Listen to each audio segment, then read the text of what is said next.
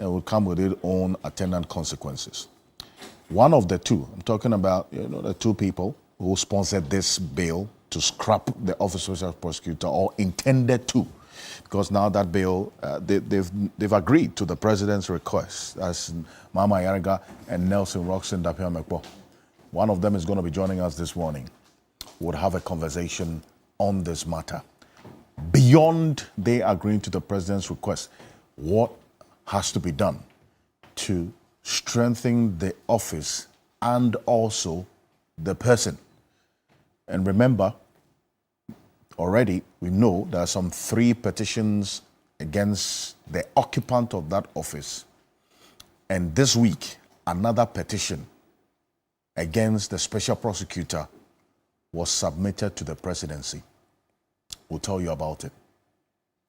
All of this is coming on the back of the revelation that the special prosecutor himself was at the receiving end of an assassination attack or attempt, which the Interior Ministry has taken quite seriously.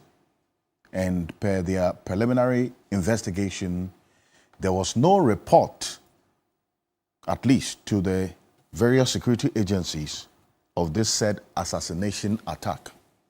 But with their own consultation or engagement with the special prosecutor, he did indeed confirm that there was that assassination attempt on him twice.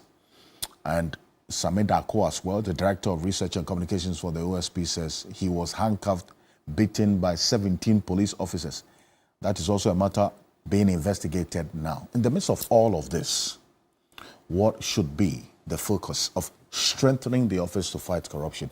If the number one gentleman of the land says, well, it's too early, it's premature to call for a scrapping, we would have a conversation this morning. This week, there was another chaotic scene in Parliament.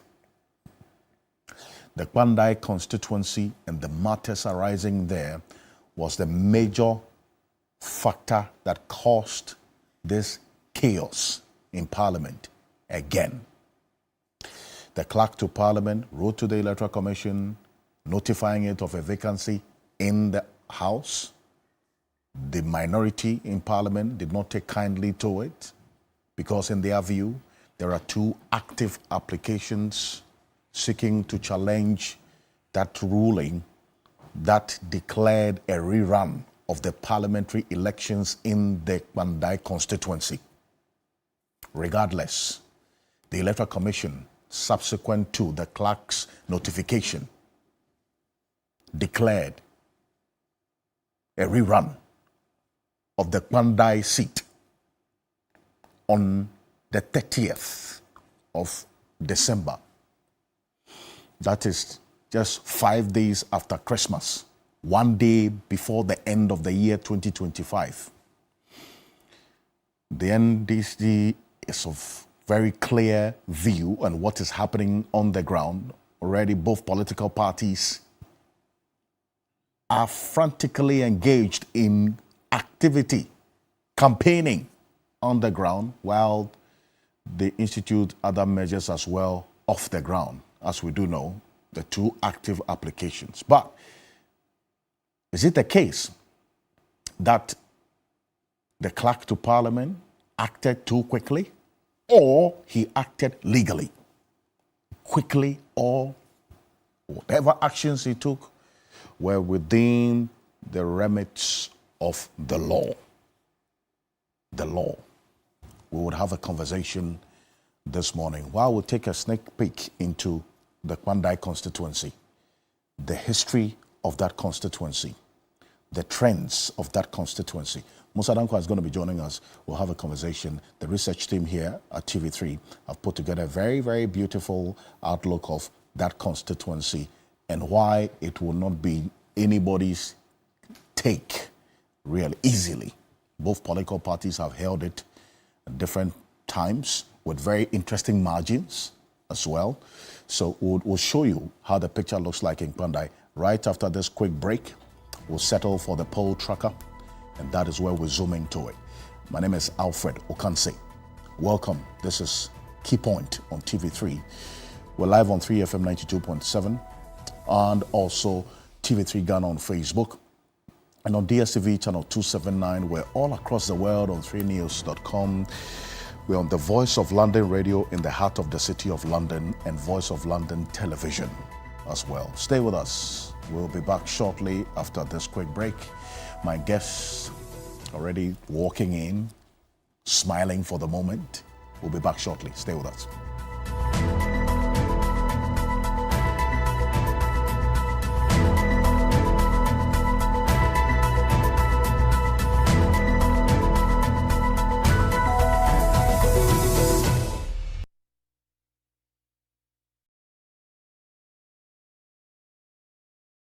In the beginning, life feels heavy. But then, hope arrives. Star 446 hash saves you in the Dewa Chop Money draw at 10 a.m. Congratulations! Give your dream a chance. Even better, like life, Dewa 539 gives another chance for those who missed their morning Chop Money draw to get lucky in the daily Dewa Rush Hour draw at 1:30 p.m. Play every day.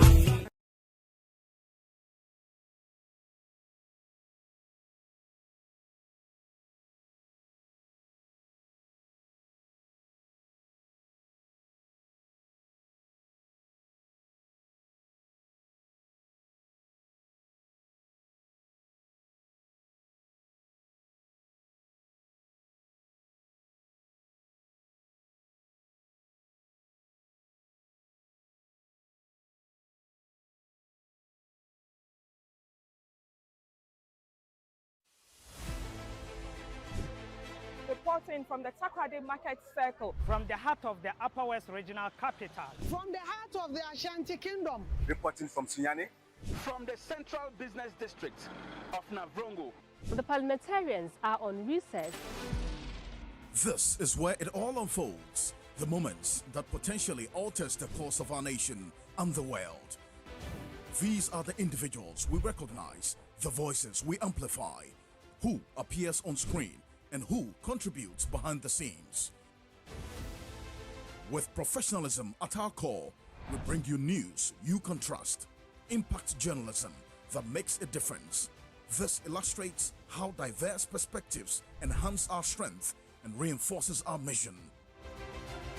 This is 3 News, leaders in breaking news, exclusive interviews, facts and analysis on TV, radio, online and digital. 3 News, first in news.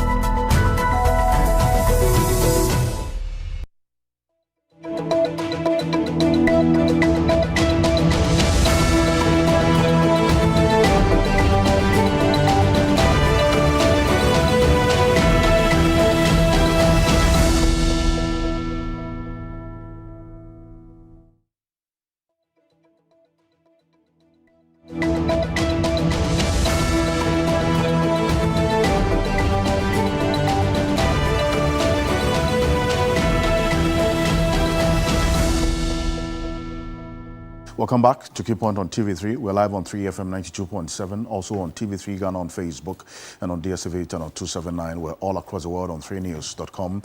And this is the poll tracker. This is a segment that we would deal with publicly verifiable data that you can check for yourself every step of the way as we have the conversation. Now, this is centered specifically on matters of politics, the economy, anything of concern to you watching us that is rooted in data. This morning, we're going straight into the Bandai constituency. There's been a lot that's been happening over the last couple of weeks after the Tamale High Court rendered its ruling on this parliamentary election results in the Bandai constituency after the 2024 elections. Matthew Nyendam was declared winner. It was contested.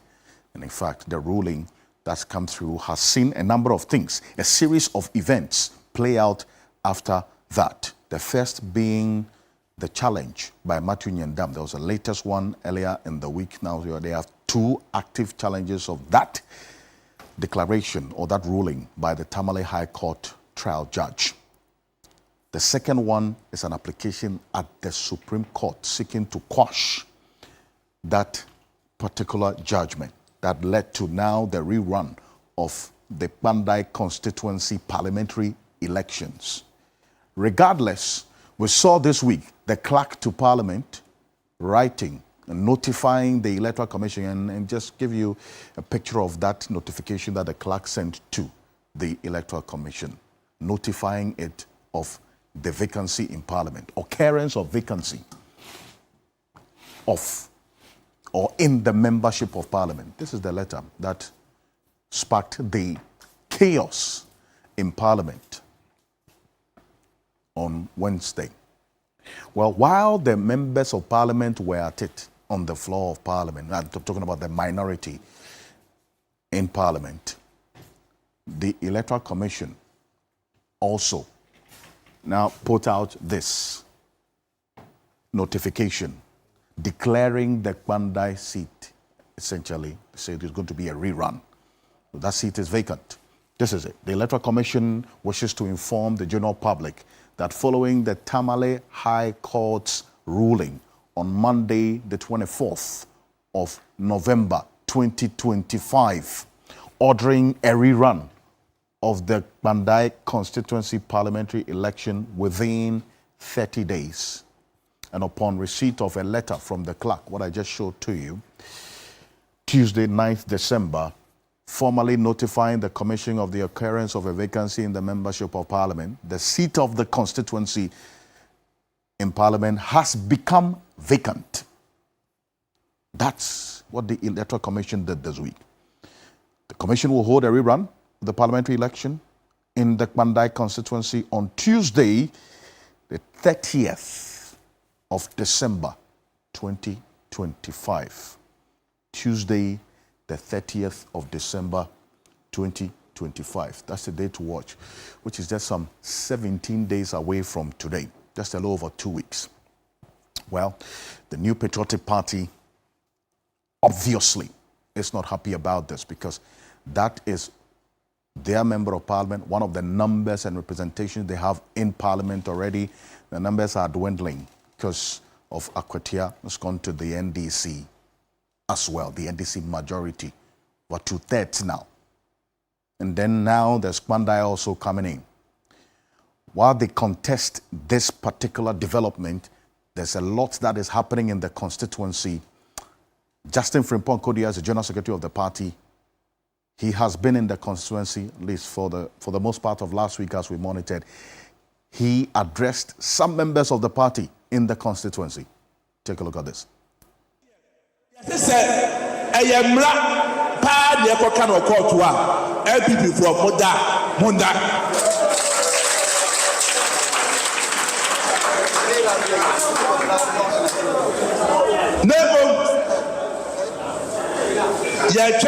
Their court near the Ebeka. Nami Pengu, Ekonwa. Yet, ye the same Nano Yafa. Nampo, Messi Ampo, see a court. na court ne ka sɛ nsɛm dɛdɛdɛ yɛaka nyinaa n'ani nyina so na ɔmo agya ma ndc a yɛne hwee ka yɛbɛka sɛ mmerɛ wɔ yi yɛni nka so mo si yɛnkɔto aba yɛbɛkɔ sɛ mo ka sɛ mo bu atia yɛ a yɛde yɛn kasa nanso so panda yɛbɛkyerɛ sɛ mmarima wɔ kurom ha mo bɛkyerɛ sɛ mmarima wɔ dɛ ɛwɔ kurom ha na mo bɛto aba a ebi nsi da mo mama nkurɔfoɔ ewu sɛ ɛmpo mi ndc ni nanso so ɛkɔ a mo de mp afa so nyɛ paakɔ apapa ɛti ndc foɔ kɔ abɛto aba ma no ndc foɔ ɛde n'ada abɛba ha sɛ mpo ɛba sɛ kɔto aba na ɔmɛka sɛ yɛ nea ɛwɔ aban mu sɛ mo pɛmpu tu a mo to aba ma yɛ ɔmɛsɛ de aba ɛde tractors abɛsisi ha ɔmɛsɛ ate akyɛ fertilizers ama nkurɔfoɔ ɔmɛsɛ ate ama nkurɔfoɔ sika nanso so mo nka nkyerɛ mo kurom afoɔ ne sɛ n'ano yɛ kɔto aba wɔ akɔtia ɔmo kɔdaadaa nkurɔfoɔ ka kyerɛ mo sɛ moto ma yɛ candidate na yɛbɛyɛ mo kwan ama mo ampa mo di grade akɔsi kwan no yɛto aba no wie pɛ ɛna ɔmo yi grade ne nyinaa firi hɔ. So there's a lot that's happening in that constituency, but this leads us into how the picture looks like in terms of the voting trends in that constituency. NPP, NDC have had their hold on this Pandai seat, and this is it. Musa Dankwa is Executive Director of Global Info Analytics, joining us on Zoom. Mr. Dankwa, good morning. Thank you for joining us. Good morning, and thank you for having me. It's always great to have you join us. Also joining us in a bit is Dr. Joshua Zato. He's going to take his seat right now. He is a senior lecturer, Political Science Department, University of Ghana, Legon, and also nursing the ambitions of representing the people of Sisala East on the ticket of the NPP. He tried once, but he's not given up as yet. He's smiling right now. He's going to be joining us in a bit. And then also Martin Pebu, also walking in to join us right now. He is a private legal practitioner. Nelson Roxin Dapiamepo is Majority Chief Whip in this 9th Parliament and a Member of Parliament for the South Dai constituency.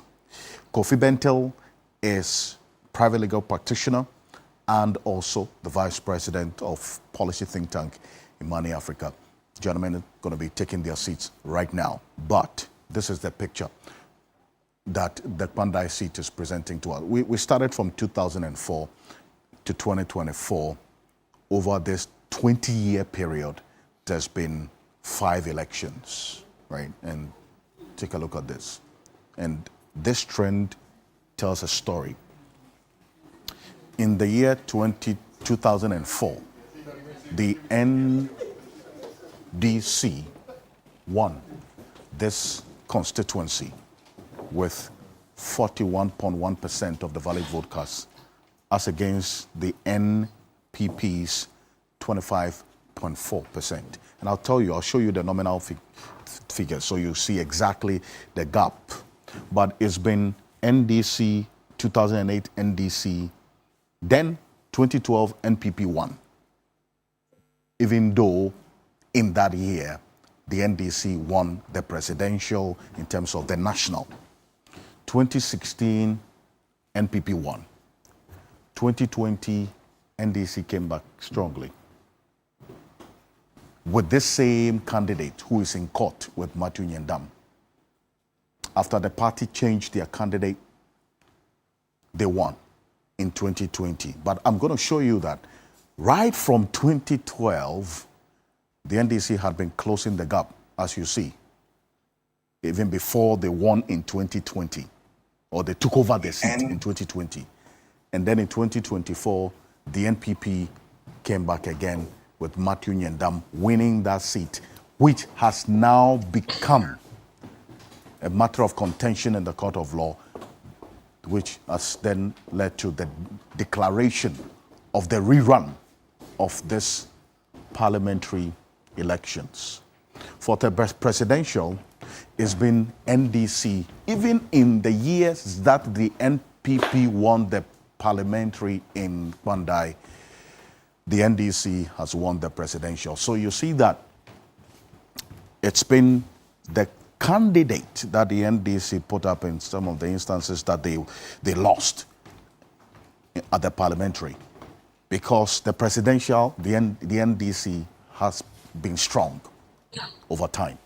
And we see it right from the year 2000, even though it's been declining, the least they saw was in 2024, when, in fact, the NPP won the presidential with just a little over 1% in there. You see it systematically over time.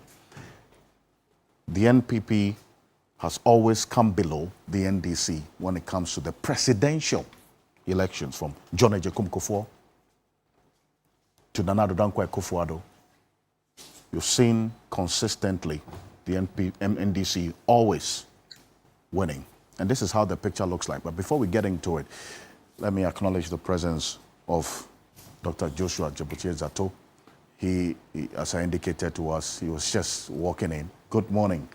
Good morning to you, Alfred. Good morning. Thank you for joining us. How are you doing?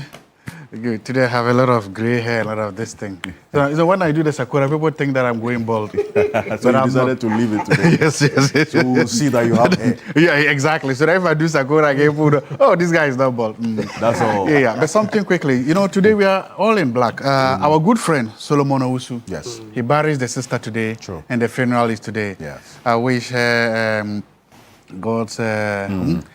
Solomon, may the good Lord be with you. And fare thee well, dear sister. After this, I'm going to the funeral, so that's why I was wearing the black. Absolutely, and in fact, there were quite a number of people who were asking why he's not here this morning. He's mourning today. He's mourning today. Yes, we'll be away with him. Thank you for that. Thank you. Condolences to Solo. Mr. Kansi, yes, me from here. I'm going to the funeral of Mr. Samuel Atakra Abredu. Somebody I've known in the past, very dear to me. So that's why I'm also in black, right? May his soul rest in peace. So once again, we want to greet Yasantua, Sofa Ekufu, ex-Chief Justice, for not looking selfish and for not behaving selfishly. That's by coming out against Akufo-Addo when Akufo-Addo was misgoverning. So for Yasantua, her message is that we have to look at Ghana first. It's all about Ghana first, not our personal, economics, the stomach direction politics. The same for Togbe Afede. Togbe Akpekaka. Togbe stood out tall when people didn't want to speak up, but he thought that no, he's been privileged and so he must defend the poor and vulnerable. So he spoke out against Akufo-Addo. The same for Adeyo Ajimanbedu II, Domahini, and then of course, Garmanche Kentucky Teku through the second. So once again, we want to remind men above 40 to do their prostate check. If you're above 40, please do the prostate check. We don't want to lose you. Okay, it may be too late. And then a reminder on our 52.5 billion. Auditor General, we are waiting for the report. You know what I saw this morning? They've jumped onto the National Service Scheme matter, saying that National Service lost, and even the country lost over 24 billion through a forensic audit. That's the new Auditor General's report they're doing on the National Service Authority. Yes, that's good, but the 52.5 billion that left GCB to go to some unknown sources, bring that one first, because that's been since December 2020. Right. So when I heard them talking about this National Service Authority scheme, I was like, you see, Johnson, Ekwuamesi, Auditor General, is playing politics because there's a new government. Then he's trying to please the new government with this National Service Authority scheme, forensic audit. Meanwhile, the 52.5 billion that's been outstanding. You say you can't find it since 2020, and this 2025. Right, but also not to discount the essence of the National Service matter, but you also want that same focus to be on the 52.5 billion. I think that's important that we state that position. Mr. Dankwa, you've already started lacing your boots to go into the Kwandai constituency. I know there's a poll coming up in the next 2 days, correct? Ahead of 30th. Yes. That is correct. We are already in Pandai since Thursday. We're looking to finish between today or tomorrow morning. I see. Now, but already, what are the signals looking like? Let's go back to the figures that you showed earlier in the Pandai constituency in terms of margin for winning by the political parties. You could see that in 2000, NDC won the seat by 48 points. True. 2004, it won it by 15 points. And thereafter, they've shrunk significantly. 2008, they won it by 2%. 2012, MPP won it by plus 6%. And in 2016, MPP won by plus 2%. And in 2020, NDC won by 4%. Now, what we are seeing is no different from what has been happening in the last 3-4 years. I mean, last 2 election cycles. We expect the race to be very, very fierce. And I think the early indications shows that we're not going to be surprised in terms of how closeness it will be. No surprises as to how close this contest will be. Even in a by-election, even in a rerun, I beg your pardon, even in a rerun of the election. Absolutely. And I think there's more insight that will come out on Monday that I think will be shocking, but it's going to be very, very close. Very close, and that narrative of how close it would be follows the trend that we've seen. And stay with me, because then what you just mentioned is what's captured in this slide. In 2000, James Pajal of the NDC won this seat with a margin of some 11,000, and that's what you said, 11,368, as against the NPP candidate who polled just about 1,617, and the NDC candidate who won the seat, that is Kojo Tewia, 13,368. He retained the seat in 2004, retained the seat in 2008. And you see the margins that he won with, Mr. Dankwa, was reducing over time. That's what you reference. Because in 2000, the margin was 11,751. In 2004, it reduced to 4,400. That's the margin of win or victory. Then in 2008, that margin of victory reduced from 11,000 in 2000, 8 years on, 552. 552. So that signaled what was going to come in 2012, is it not? When Matthew Nyandam burst onto the scene and won the seat for the MPP. Taking into consideration what happened in 2008, isn't it? Yes. And I think the MPP from 2012 has done very well in terms of the numbers. They were able to stand the seat that year, and they retained it in 2016. And 2020, somehow they lost it. And they won back again in 2024, even though the court had annulled it. Look, the numbers are pretty tight. Pretty tight. And even the year 2012 that Matthew Nyandam won for the first time, that seat, 16,371, 2012, as against the NDC candidate, the incumbent. In fact, he defeated the incumbent. That's what Matthew Nyandam did in 2012. 13,794. Matthew Nyandam came in with 16,371. But you could clearly tell, is it not, if you follow what happened in 2008, that the margin for the incumbent who won was just 552. So it was clear that he was losing grips of that constituency in what happened in 2012. But you see, in 2016 as well, Matthew Nyandam retained the seat for the MPP. But the margins closed again, reduced from 2,577 to 766 in 2016. So it signaled as well, he also losing grips of that constituency. So it wasn't surprising what happened in 2020, is it not? When the NDC came back with a different candidate. No, it wasn't surprising. But what we've seen now is that the MPP candidate is really overperforming his party. And that is a good thing for him at the moment. We don't know whether he's able to maintain that kind of performance, even though the race is very tight or is tight. If he's able to outperform his party, then we could be in for a shocker this time around. That's the NPP candidate? Yes. That's Matthew Nyendam? Yes. It's interesting. I think he's popular. Right. And let me, at this moment, welcome Kofi Bento. I mentioned earlier, he was just being made up with powder, by the way. Good morning, Mr. Bento. Good morning. He's the Vice President of Money Africa. He's a private legal practitioner. Kofi Bento, thank you for joining us.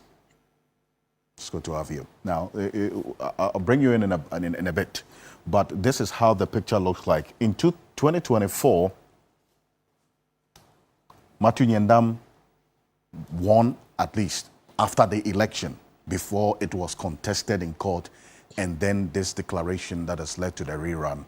27,947 as against the NDC, that is Daniel Wakwal. And Daniel Wakwal was incumbent going into election 2024, 24,213, a difference of 3,734.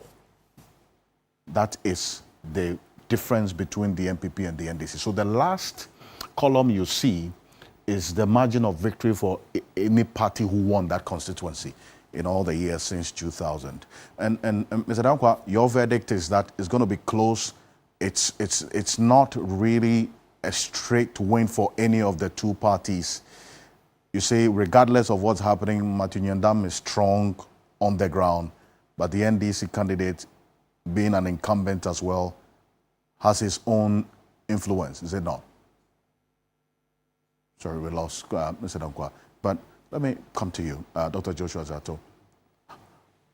Listening to Mr. Dankwa and how the trends I've just showed you is pointing to, what does all of this tell you? Before we get into the legal matters, quickly. This is honestly, if you take an objective look just at this board, you can conclude that in the last election, the will of the people was manifested. Because there's a pattern here. Apart from 2000, look at the results carefully.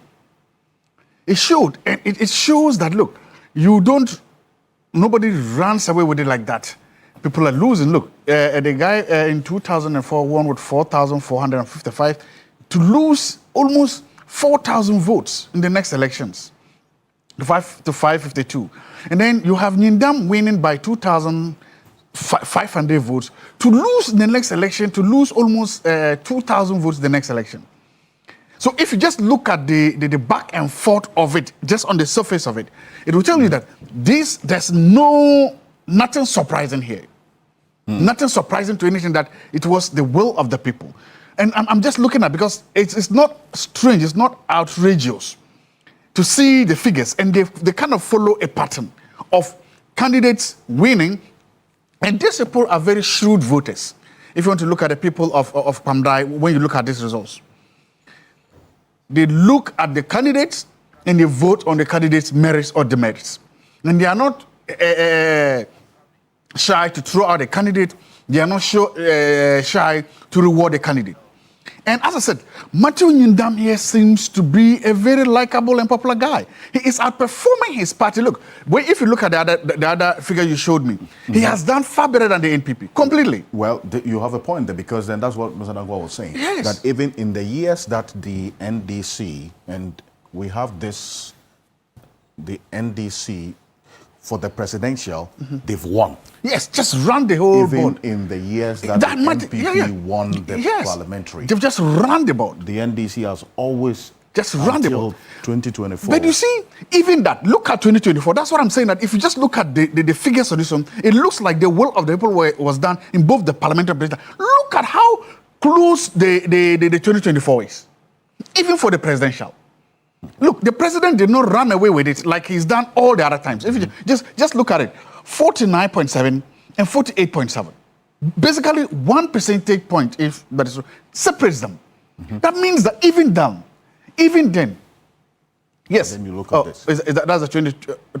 So what you showed me was No, this so parliament. I'm this saying, look, this is parliamentary. Yes. So you look This at the is presidential vote. presidential. Live here. Look. Yes. So you see, in 20, just look at the map. Even though it's going to be still, the president has always been in for the NDC. The presidential, they've always been above 50, from as high as 67, let me say 68, to 54 in 2020. But look at what happened in 2024. It shrunk completely to almost 1 percentage point. You see that? So that tells you something, that the people that came out here, the change wave that spread through the country, did not actually do a lot here. So that the president fell from 55 in 2020 to almost 50. So it means even His Excellency lost almost 5 percentage points in 2024. So if you look, meanwhile, the NDC, so and means that the MPP candidate gained in almost 4 percentage points in 2024. So if you look at how close that is, then you can understand that a popular parliamentary candidate, you wouldn't be surprised at the results that he got. So that's what I'm saying. If you just look at the figures on the raw figure, it means you can then say that the will of the people was shown just by looking at that. Because it shows that the president lost almost 4 percentage points. There's that close. There's that closeness, yes. Of 50, just about 50% to 40. It's just about 1 percentage point. That means the president lost about 5 percentage points, and the NPP presidential candidate picked up almost 4 percentage points. And then so if you now look, and that also helped in this particular figure that the MPP candidate then got, because he also gained. So it means most of the people that voted for the presidential candidate of the MPP also voted for him, and then he added his own popularity. So the figures actually show. No, I'm talking about the 2024 one. Yes. It actually showed. You can see that a strong correlation between how his presidential candidate performed and how he performed. He had performed his presidential candidate, but the presidential candidate gained 4 percentage points, and he seems to have gained, if you showed me the percentages, he seems to have also gained another 6. Sorry. You go ahead. He seems to have gained the points that the presidential candidate gained. He also gained them and did better. So for me, just looking at the statistics, looking at the figure, look at the rotten, it looks like the will of the people of Pandai was done in these elections. Well, December 30 is a date to watch. Yeah. Council, I beg your pardon on this, and what we have seen so far, hearing from, I'll go back to Musa Danquah, but looking at what has played out over the period, and we trace from 2000 because it tells a story. Yes. It gives a certain picture of how the constituency itself has voted over time.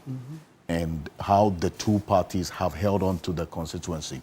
The largest margin of victory we saw was actually in the year 2000, yes, with the NDC candidate as well.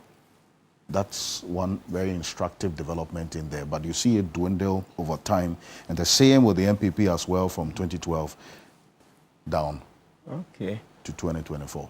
Yeah, so good. The win, as you will find there, that's 3,000, let's just call it 3,700 votes, right? Mm-hmm.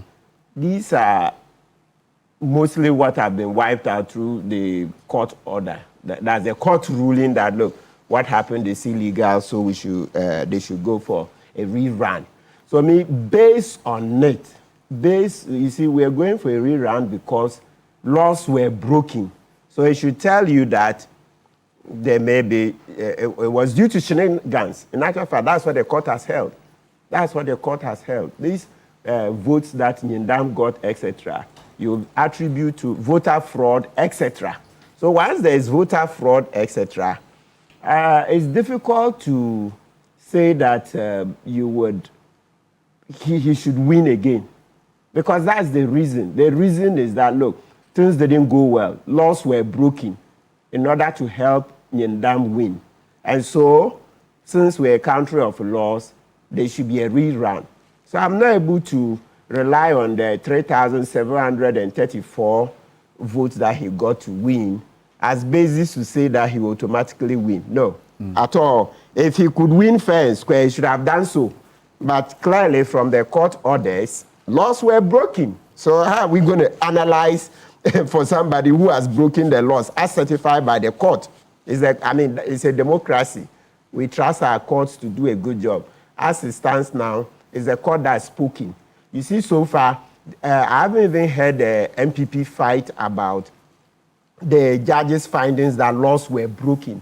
Their cry is that the complaint that the petition was about 41 polling stations. Why did the judge extend to the whole constituency? Well, when we get the full judgment, we will dissect that. But at least, so far from the judgment, laws were broken. And so, let's not analyze with broken laws. Illegality, how are you going to use illegality to analyze that the man can win, right? And then secondly, the second major point we should be looking at is that, you know, when it comes to reruns, now that it's clear that the NDC has a majority, one of the things one of the messages they will use is that, look, if you voted for an NDC candidate, his chances of being able to lobby for development, etc., would be higher. And, you know, all politics is supposed to be what? Local. It's about how the MP will bring about change. Yes, we know that MPs are not generally, under our current architecture, responsible for development, etc., right, in the constituency. But in practice, that is what they use to woo voters. They promise that, look, I am close to the president, this is my party, so my chances of being able to woo the government to be able to bring more development here are far higher than an opposition candidate.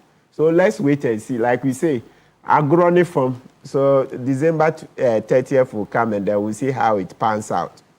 Thank you very much. And Kofi Bento on this. But Mr. Dankwa, you stated that the NPP candidate is popular, but you didn't touch on the NDC candidate as well. Just a quick one on that, and then I'll come to you, Mr. Bento. You know, I said that because if you look at the performance of the president or how people approve his performance in the constituency, he's in above 60%. But his candidate is nowhere near that number. That tells you that the opposition candidate is very, very strong and popular. I see. That is the constituency we are showing you right now, Kwandai, and what's happening there on the screen. It's quiet, but there's a lot of activity politically. Mr. Bento. Yeah. There is a lot to unpack on this issue. As for the numbers, honestly, the better graphic is the chart. It will tell you something. The NDC used to be very popular in Pandai. Over time, the NDC has been losing popularity. All right? You see that? If you look at the previous one. Yes. And the MPP has been gaining. It's even clear here, yeah, but this shows you clearly. Sorry. Yeah, this shows you clearly. The green, which is NDC, they've been going down. And then the blue, which is MPP, has been going up. Yes. So you can see over time, NDC is losing popularity, NPP is gaining popularity. If you look everywhere else, you see this kind of trend. That is one. The other thing you should know is that Pandai is nobody's stronghold. True. It's nobody's stronghold. In fact, if we are going to talk about strongholds, then Yindam is getting stronger. All right, but I can say it's nobody's stronghold. That said, the power of incumbency will come to play in this by-election. All right. Question, why do we have a by-election? In an election, the people who vote are important, but the people who count are more important. Again, I say, this is because of the failings of our electoral commission. Yes, people who are going into an election will try and win fair or foul. The reason for an electoral commission is to prevent that. You have a situation where the fact that came into court showed clearly that people voted. In the counting, in the collation, in the management of the election process, we had a problem. This happens too often. And you have a situation where the Electoral Commission doesn't have a reason, they don't have an excuse for some of these things that happen. And for me, which is why we have been having issues at Imani with the Electoral Commission, and we are going through the processes to try and have them sorted out properly. But this is unnecessary. And if we had a more diligent Electoral Commission, would have avoided this.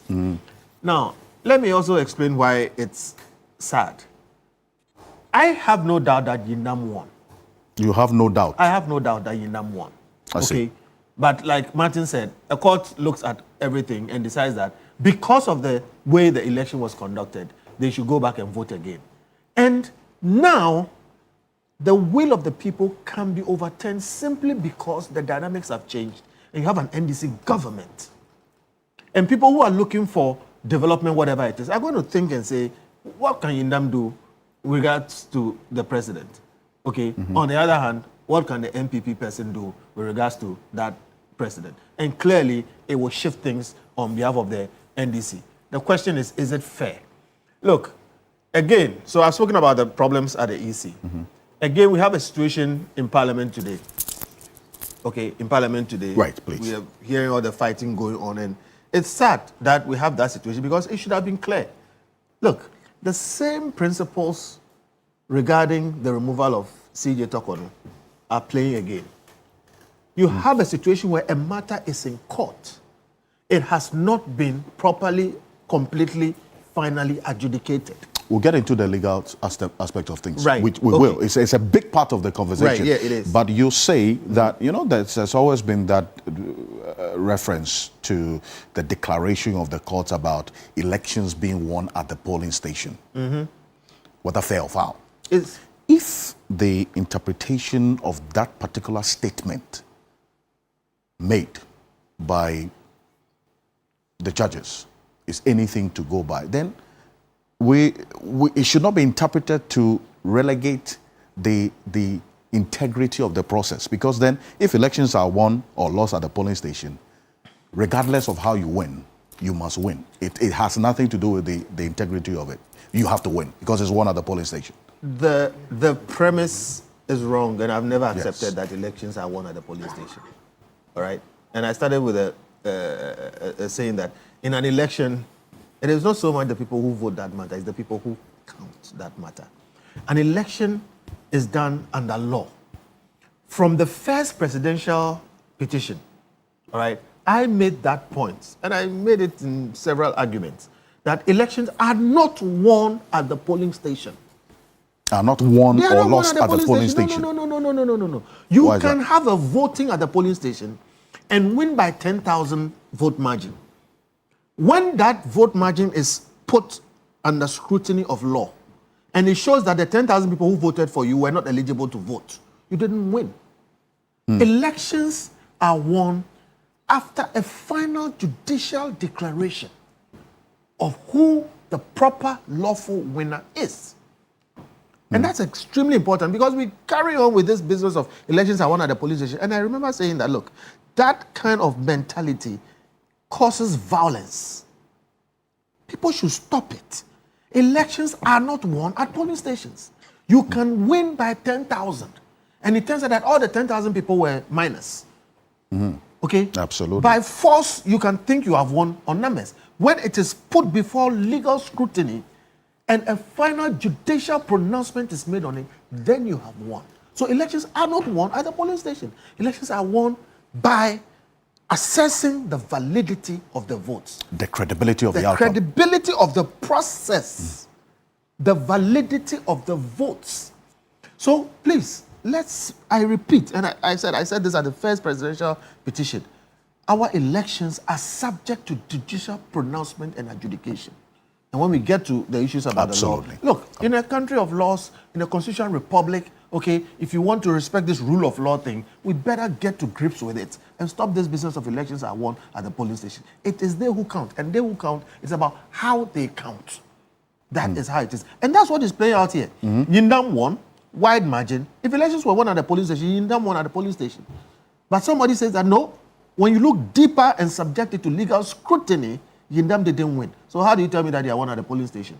Elections are won or lost after a final judicial pronouncement is made on the process and the outcome. And you have the various players in the election not contesting the outcome if the outcome is with integrity. Not and contesting. the process is with some integrity. No, it's not about not contesting. They have a right to contest. It is after the contest has been adjudicated and determined. So it is proper for you to contest. Yes. But it is after it is adjudicated and determined that you know whether you won or lost, which is where I was going to. Yes. The point about what is going on in Parliament and the fact absolutely. that all these things, boil down to law. It's a fundamental point you made, because you see, then when this happened, and that's why I brought in that refrain we always would hear.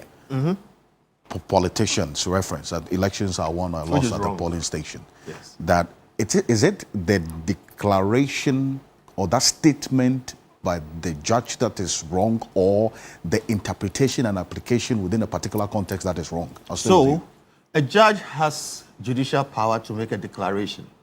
But judges don't just make declarations. They look at the facts of the matter, and then they look at the law. And then when they put the facts and the law together, they make a declaration, and that is what is final. So you have 10,000 votes. One person got 7,000. The other person got 3,000. Those are the facts. The judges take the facts, and then they look at the law. So the person who got 7,000, it can be proven under scrutiny in a court that 3,000 of those votes were not eligible. When the judge applies the law, that person who got 7,000 will lose 3,000 and end up with 4,000. What it means is that the 10,000 people who voted, only 7,000 or so were valid voters, and he got less. So he loses, regardless of the fact that on paper at the polling station, he seemed to have had more. Now, it is for them to contest, and it's for the judge to make a final pronouncement based on the laws of the land. This thing is something we all must understand. Now, if somebody doesn't have, or doesn't agree with that kind of arrangement, it is for them to have their lawyers together and then challenge it all the way to the Supreme Court and let that process be gone through. Because we all know, as lawyers, there are cases that are lost at the Circuit Court, at the High Court, at the Appeals Court, and overturned at the Supreme Court. And that is proper, because human beings game things. People are naturally like that. First, for your own self-defense, and next, for your advantage. Absolutely. If there is a loophole there, they will do everything, especially in politics, all right, to come out tops by fair or foul means. That's why courts exist. So again, that saying that elections are won at the polling station is flawed. Elections are won after a final judicial pronouncement is made about the results. It's an instructive point that you make there. And Lamati Bebo, I'll come to you on this same path. And that position, in fact, that point that Kofi Bento makes about where the final authentic declaration of an election is made, it's not at the polling station. It is after it has been certified by law. That goes contrary to what has been accepted widely by the political class about the outcome of the elections at the polling stations. That has to change, at least based on what Lawyer Kofi Bento has indicated. There has to be a shift in mindset and focus from that particular statement. Yes. Yeah. You see, it's about effective communication. Effectively, and also you're looking at norms of plausibility. Saying that the elections are won at the polling station, it has a certain meaning. It's because most of the time. So yes, I agree with there's a Kofi that it's when the election authorities finally certify. But most of the time, so look at the 2024 elections, how many of them have ended up in court? They are far fewer. So most of the time, for effective communication and also effective planning, it means that, and that statement, elections are won at the polling station, is actually meant for it to be vigilant. That's the context in which Afarijan used to use it. That's so, go there, be vigilant, make sure your vote is counted. If not, if you allow the, your opponents to go and count, even though you believe on the ground you had more numbers, etc., there's no way he can help you. So in context, every time Afarijan says that, look, elections are won at the polling station, and then also some governance experts come in, the meaning was really about vigilance, so that you can't go to court on an empty plate, right? If your petition doesn't have evidence, you can't win. So make sure that you vote and make sure that your votes are counted right there in a manner that would ensure that the will of the people is what respected. So that's been the context in which I've understood it. So it's you know, the English language is dynamic. One term or one phrase, different meanings depending on the context. So, I mean, they all can coexist. That's why I asked a question about the interpretation and application of it in a particular context. Is it that is a misunderstanding of, or the convenient interpretation of it to fit a particular context so that a particular outcome in meaning will be achieved? But then that's when I think we are better off understanding that elections are not won per se at the polling station. Let me explain why.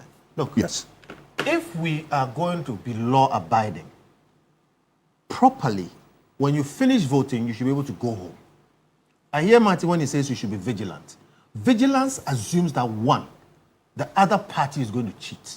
That's one. Two, it assumes that the Electoral Commission is incompetent. All right? And if we are going to be law-abiding, as in the other party is not going to cheat, which I don't think I'm going to put any money on, because I know the nature of politicians and human nature is like that. But if the Electoral Commission will be competent, it should be possible for you to vote and go home and for the results to be properly declared and be valid. And we have said over and over again that... if, in a way. Of course, if. We've said over and over again that, look, some of these problems, if you look at the Electoral Commission and the kind of resources they have, it doesn't make sense that we have these problems. And we've asked many times why we can't apply a bit more, you know, just even technology. For instance, you count at the polling station, okay, immediately you send that information. Your mobile phone can do that. And the Electoral Commission spends $100 million per election. What do they use it for? We've talked about the kind of equipment they buy and some of the things that they do. So I hear when people say it's one of the polling stations, you must be vigilant. I say that is what leads to violence. We must get to the point. And I may be sounding utopian or whatever it is, but I'm telling you, that's what we have to work towards. We should get to the point where we are using our national ID cards to vote. Why? Because that will tell you whether you are 18 years or not. You put it in the machine, it can tell you. Because when that thing was done, it was not done for election purposes, for you to go and change your age. And if you change your age, it will affect you in other places. It's called agnostic systems. Okay, we have the technology today to do that.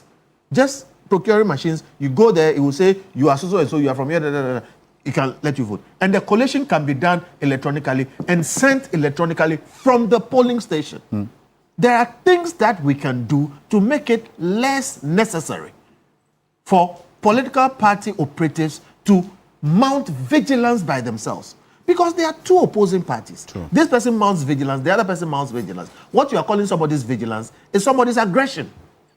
And we have seen in this name of vigilance, people firing guns. We have seen people stealing ballot boxes in the name of vigilance. It's lawlessness clothed in English.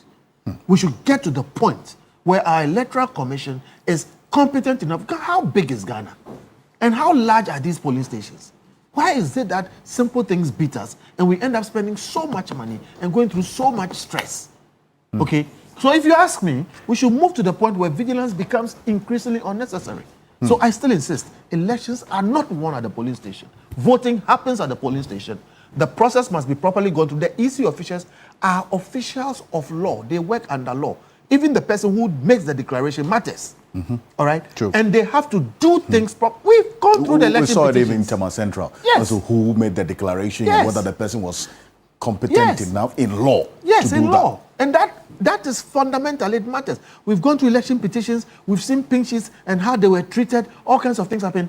I myself, with my senior Akoto Ampao, okay, had to go to court to force the Electoral Commission to treat pink sheets according to law. Otherwise, we'll still be in trouble. All right? It shouldn't be necessary. It shouldn't be necessary. And the pressure should be on the Electoral Commission because they lack no resource. And this is not a difficult business that it defies doing, okay, even with reasonable facilities and, you know, capability. So I don't see why we have to have these fights and people come into parliament and then later on they spend a year in court. Look, in the case of Rebecca Adute some years back, by the time the decision was made, the whole period was over. Yes. Okay. And so you deny the people their representation for all the 4 years. We just went through SAL. What is the problem with SAL? The Electoral Commission. Okay. So see, we have put so much in the hands of that institution, and clearly they are not up to scratch.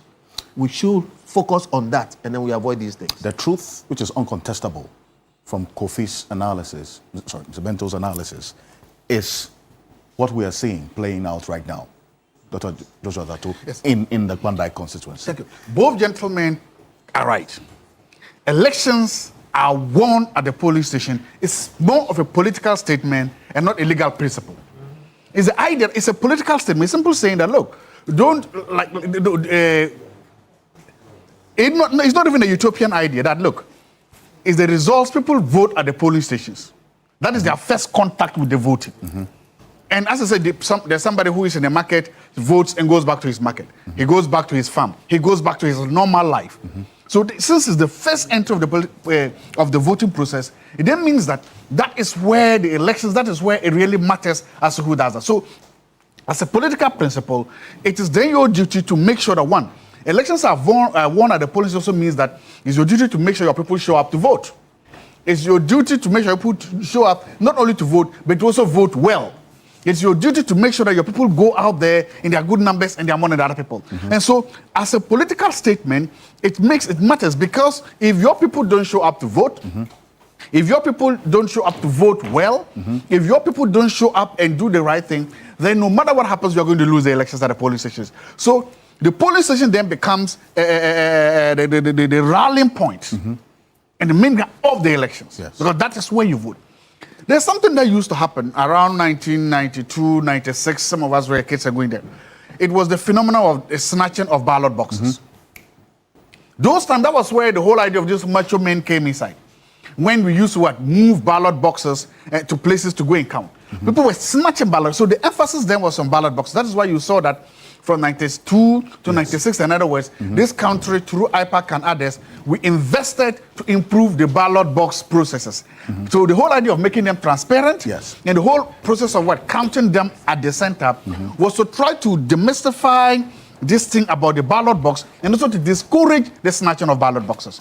So, I mean, if the results are already counted and declared, they use snatching the ballot boxes of no consequence. That was the whole idea, to disincentivize, again, hooligans from snatching ballot boxes. That was the idea, the central idea there. I see. Now, my point is that the emphasis has now, so over the years, we've done a lot as a country at the polling stations. What we have so far not done, or what the new trend that is now coming is at the coalition centers.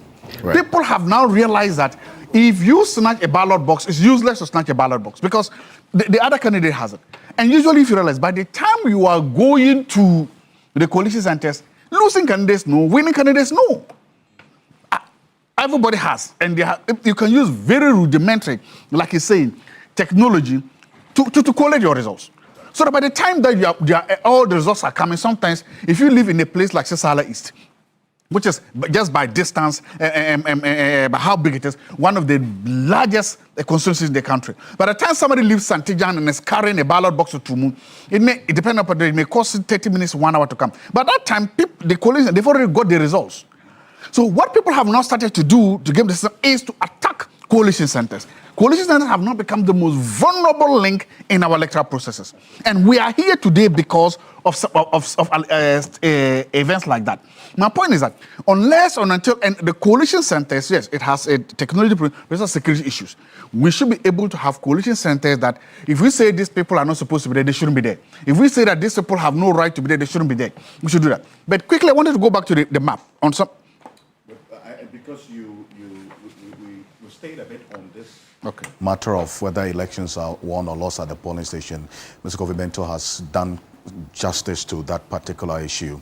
And this is where I welcome Nelson Roxon Dapiamekpo, is the majority chief whip in this 9th Parliament, in the Member of Parliament for the South Dyke constituency. He's a private legal practitioner in good standing. Good morning. Welcome. Thank you. And good morning to my senior.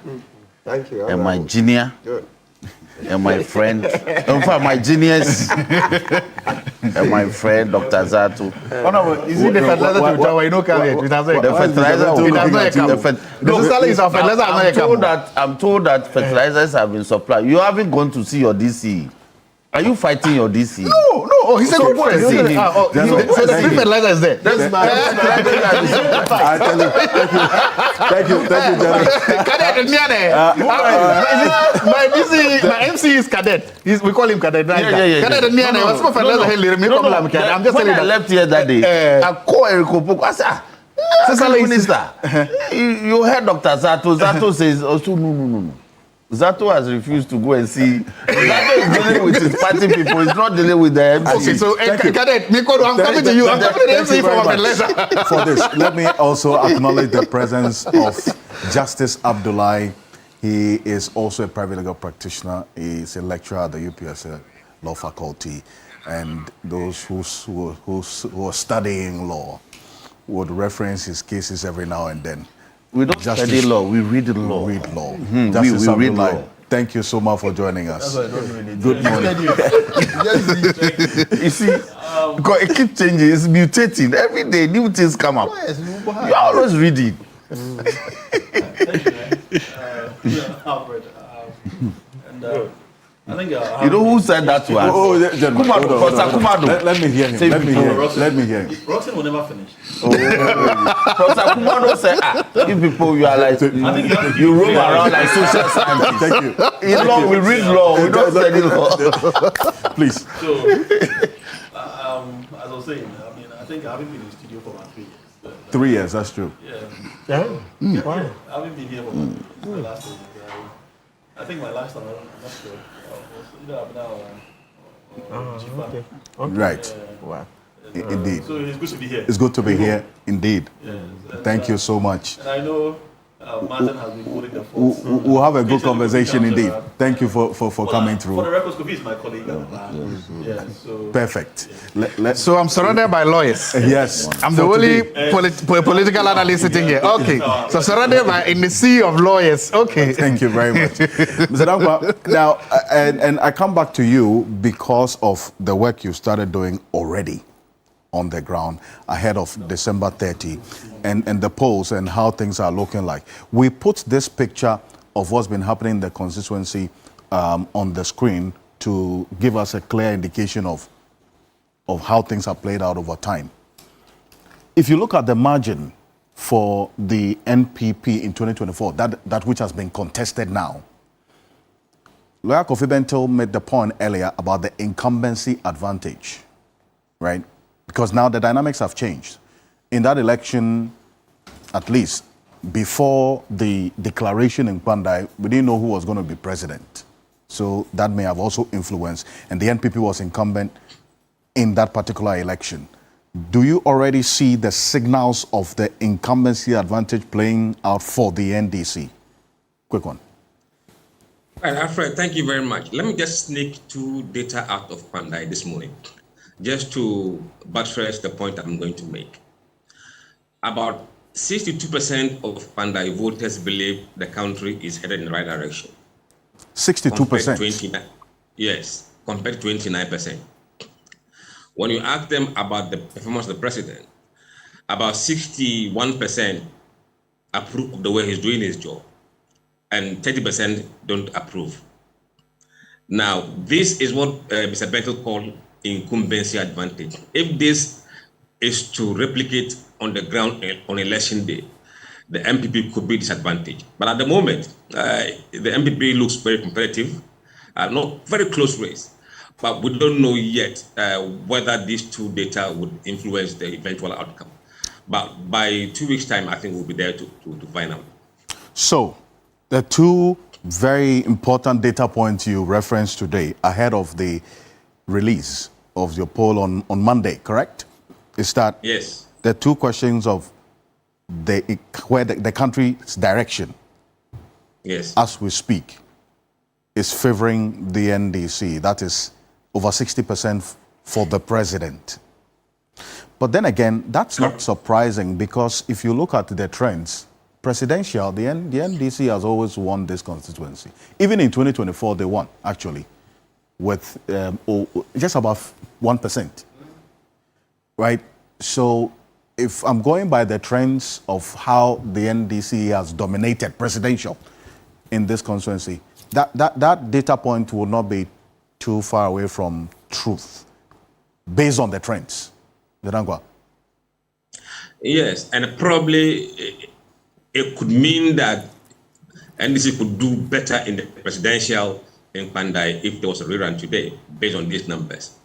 But you know, when it comes to parliamentary elections, the individuals are very, very crucial in this. But again, I mean, looking at where we are as a country and the numbers in parliament and developmental issues facing the people, this will be the biggest challenge that could affect the MPP candidate as he goes into the election.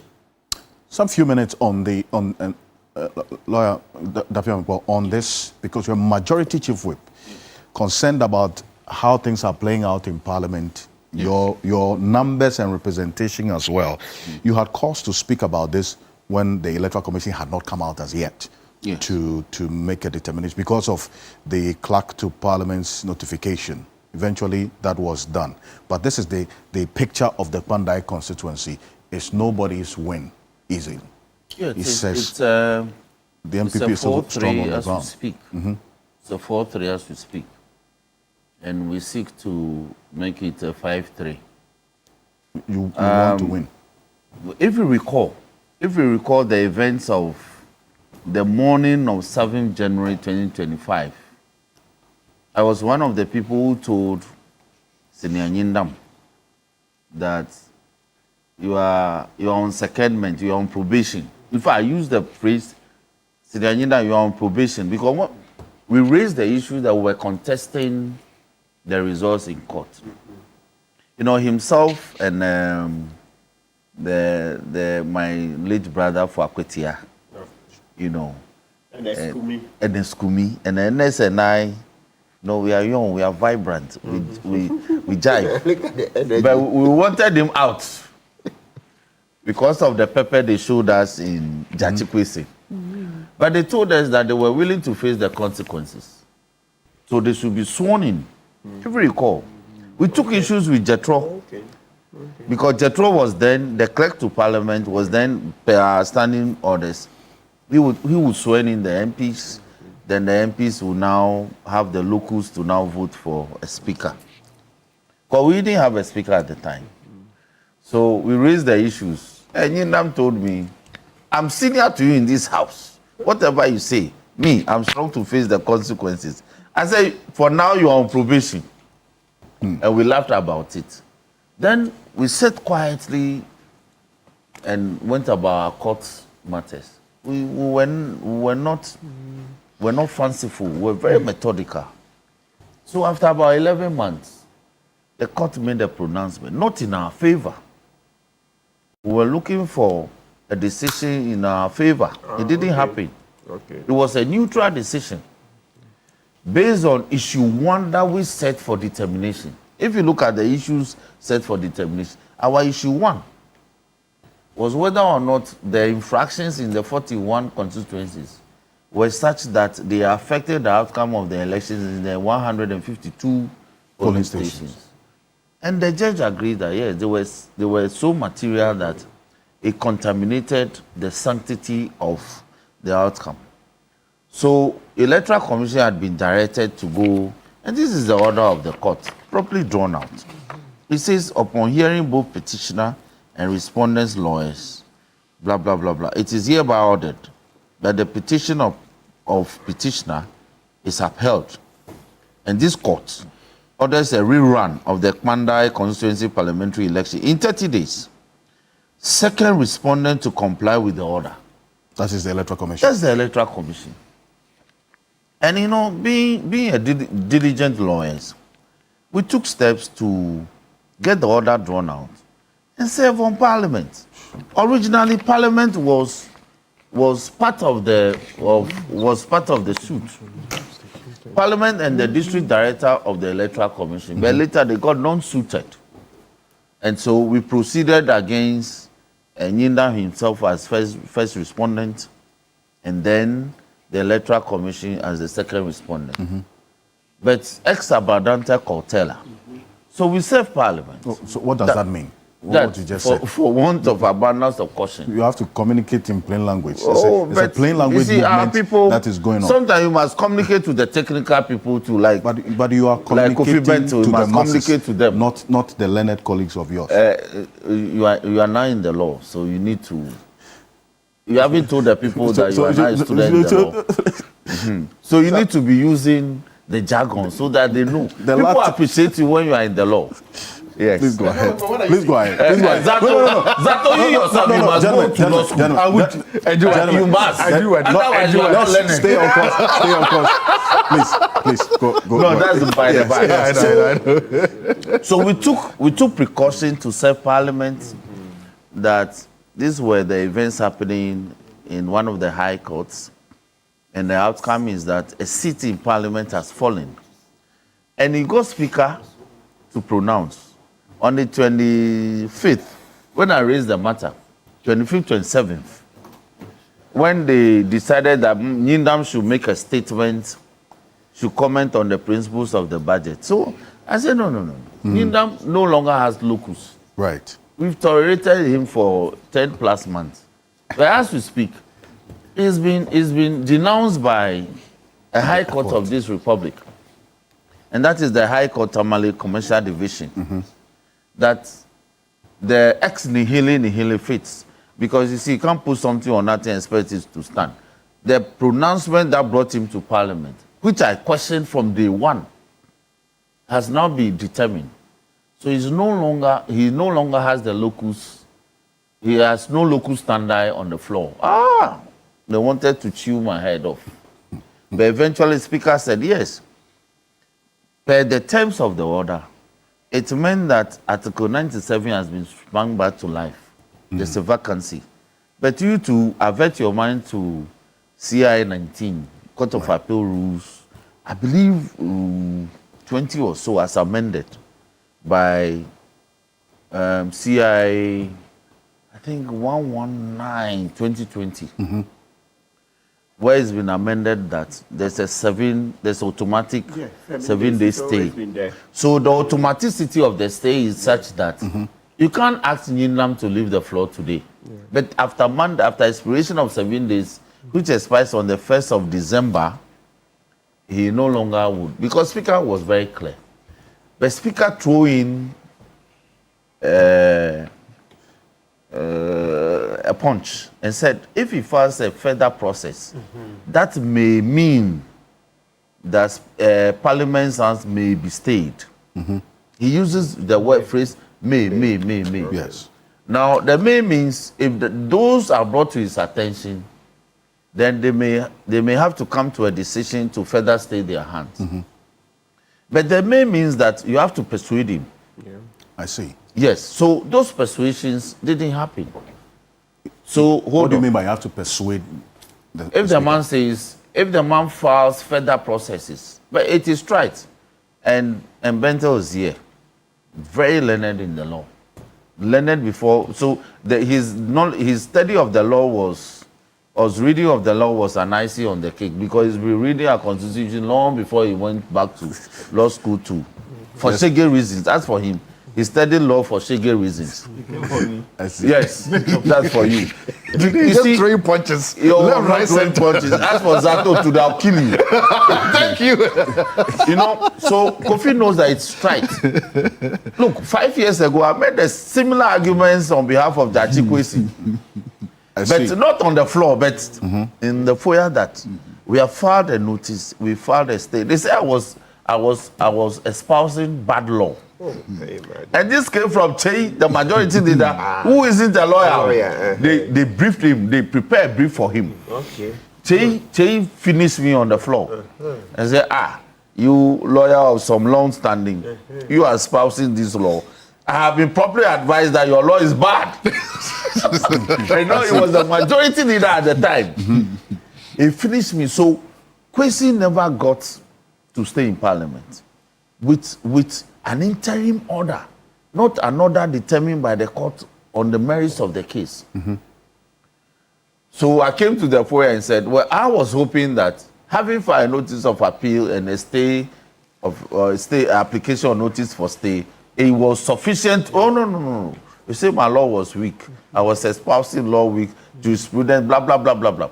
So Judge Kwesi, he lost his standing in parliament, he lost his salary, he lost his entry to his office. Anytime Judge Kwesi came to parliament, he had to come to me or went to the majority whip at the time, the Honorable Abuja. So now I want to espouse the position of the majority, now minority. They say, hey, no, the law has changed. I say, who changed the law? Because it's a mere filing of an application for stay of execution does not amount to a stay. This is the authority in Ghana Hotels Association versus Peak Plus. A mere filing of the application. A mere filing does not amount to a stay. And you know, in the 1997 Court of Appeal route, I think CI 19, there's some leeway. But they came to tighten it with an amendment in 2020. Zato and his party.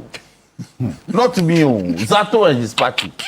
They say a filing of a notice, that is a notice of an appeal, all right, cannot operate as, shall not, in fact, they use the phrase, shall not. And I'll put those Court of Appeal rules. Shall not. No lawyer contests that. Yes. Good. So when my brother said that, when they came to Parliament on Tuesday and stampeded the processes and said, because they have filed a notice of appeal and filed an application or notice for stay of execution, none of that had any force of law. The only order that has a force of law is the order emanating from the Court of Appeal. And then when they finish exhausting all the processes they were entitled to file at the Court of First Instance, which is the High Court, and then filing the notice of appeal at the High Court, but of course at the Court of Appeal, they now proceeded to the Supreme Court with certiorari. So they are now forum shopping. Because if you believe in the merits of your case, you won't do this. You won't say that you are going on appeal against the decision of the High Court, and then you will be seeking before the Supreme Court an application to have that decision struck down. That appeal is going to be heard on the 18th. Yeah. But No. This is certiorari you're talking about. No, that's certiorari. So it's not an appeal. These are the reliefs. No. The 18th is the stay of execution. The certiorari is a judicial review application. This is it. This is what they are seeking. Yes. So the one before the Supreme Court is markedly different from the appellate processes that they are entitled to and have triggered. So let me give you the genesis. So they have filed 2 notices of appeal. Okay. 2 applications or notice for stay of execution filed by Lawyer Sam, the original lawyer, and with a change of notice of solicitor filed by Gary Demaku. So it's been adjourned to the 18th.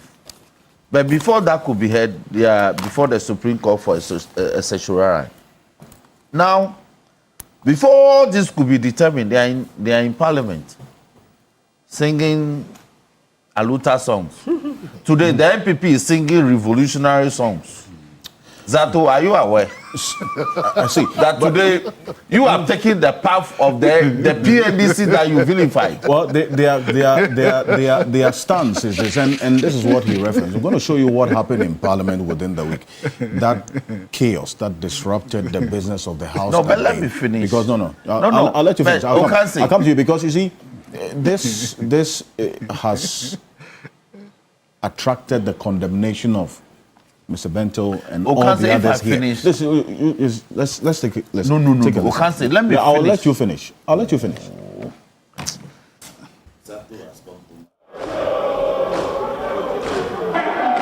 Honourable members, Right Honourable Speaker should take the chair.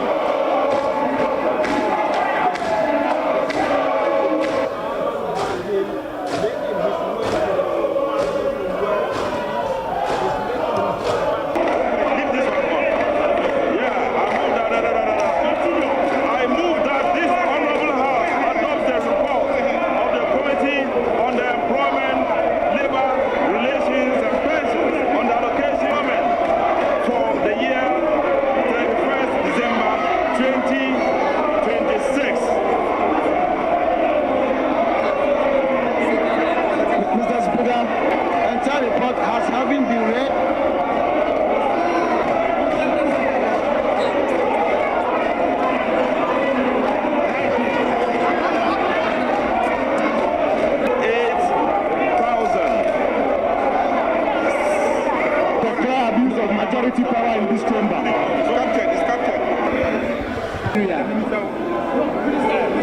Defense and interior.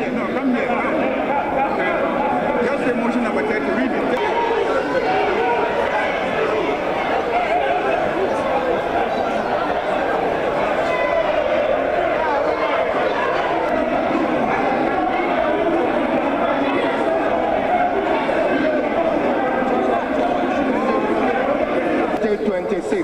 I so move. Thank you.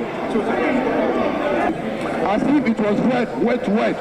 Mr. Speaker, I urge the House to Science and Technology on the allocation of the sum of 1,349,588,593 for the services of the Ministry of Environment, Science and Technology for the year ending 31st December 2036. In doing so, Mr. Speaker, by the gentlemen, gentlemen. No, I'm talking about what's happened, gentlemen. Okay. Yeah, that was okay. Can we see that video? Me and by Sam George and Susu. I am referencing what happened this week, right? With this, and that's what you, Kofi Mento, you condemned over the week about how chaotic Parliament is becoming. I mean, just a brief one on that, and then I'll just. So you got into the legal matters already. Yes. If you look across the world, yes, you finish. It's just this. If you bring in Kofi now, you'll finish. You'll take 30 minutes. You'll finish. To do a 5 minutes argument. You'll finish. We are talking about the conduct in Parliament. Okay. Look, sometimes I think when you that's why I brought the code of conduct. I'm speaking from the point of view of a citizen. Okay. When you're in Parliament, sometimes I think, or it seems to me, that you forget that you have TV cameras on you. No, wait. Let me make my point. That's one. Yes. Now, and then let me say, generally speaking, I've watched footage from Japanese parliament and other parliaments in the world. People were throwing shoes. So it seems that where you have people debating, things can easily degenerate. Testosterone. Then, speaking from the point of view of a citizen, look, Ghana has a very, very, very good reputation in West Africa and across the world. When these things happen, we get calls from around the world. What is happening? You know, and for Roxanne and Co, maybe they are having fun. I mean, you look at some of the people there, they seem to have been smiling through it all. But trust me, it is traumatic for some people, all right? And then the point I want to make is, where you have debates and it's this spirited, and you have situations where, like I said, in places like Japan and other places, you see people throw shoes and throw punches. When you get into situations like this, you put yourself in danger of it degenerating very quickly. Somebody could have hit somebody in this situation. This thing could have gone in all kinds of places, and then you'd have dissolved or devolved or just, degenerated into a fisticuff. And please, you represent us. And I find it sometimes difficult, almost offensive, that I have to explain for what Roxanne is doing in Parliament and for what people are, doing there. You represent us. So keep it in mind. Roxanne, keep it in mind. When you are in Parliament, there are TV cameras on you. What you do there does not remain there. Okay? People start calling, and what is going on in Ghana? And you'll be surprised like that a stadium, we have friends. Let me finish. I have friends in the diaspora who listen to Ghana news more than the news of the countries they live in. Sure. And they are sometimes things I don't know about. They will call and they'll be telling you this, and because they listen to every radio station, and then they watch YouTube. So Roxanne, please, you and your colleagues, keep in mind that you represent all of us. And with that in mind, be a bit circumspect in the kind of scenarios and spectacles that you create. Justice Abdullah, on this, please. Quick. Right. I don't think a word of caution from Kofi is bad. I think to be self-aware is important, particularly when at that high level you represent the entire country, whether within or out. You still remain a member of parliament, and that's an office that you cannot disrespect. It's a very good office, and it should reflect, the kind of things you do. However, I disagree on the point where the heated debate and the resultant effect, as we saw, should be condemned. That much I disagree. I think it is healthy. What do you mean? What we just saw is healthy? I think it is healthy for us. What's the health of that? I have never condemned any of these conducts. Right from the last time you saw a similar incident with I think it was the swearing. Yeah, no. It was the swearing of members of parliament.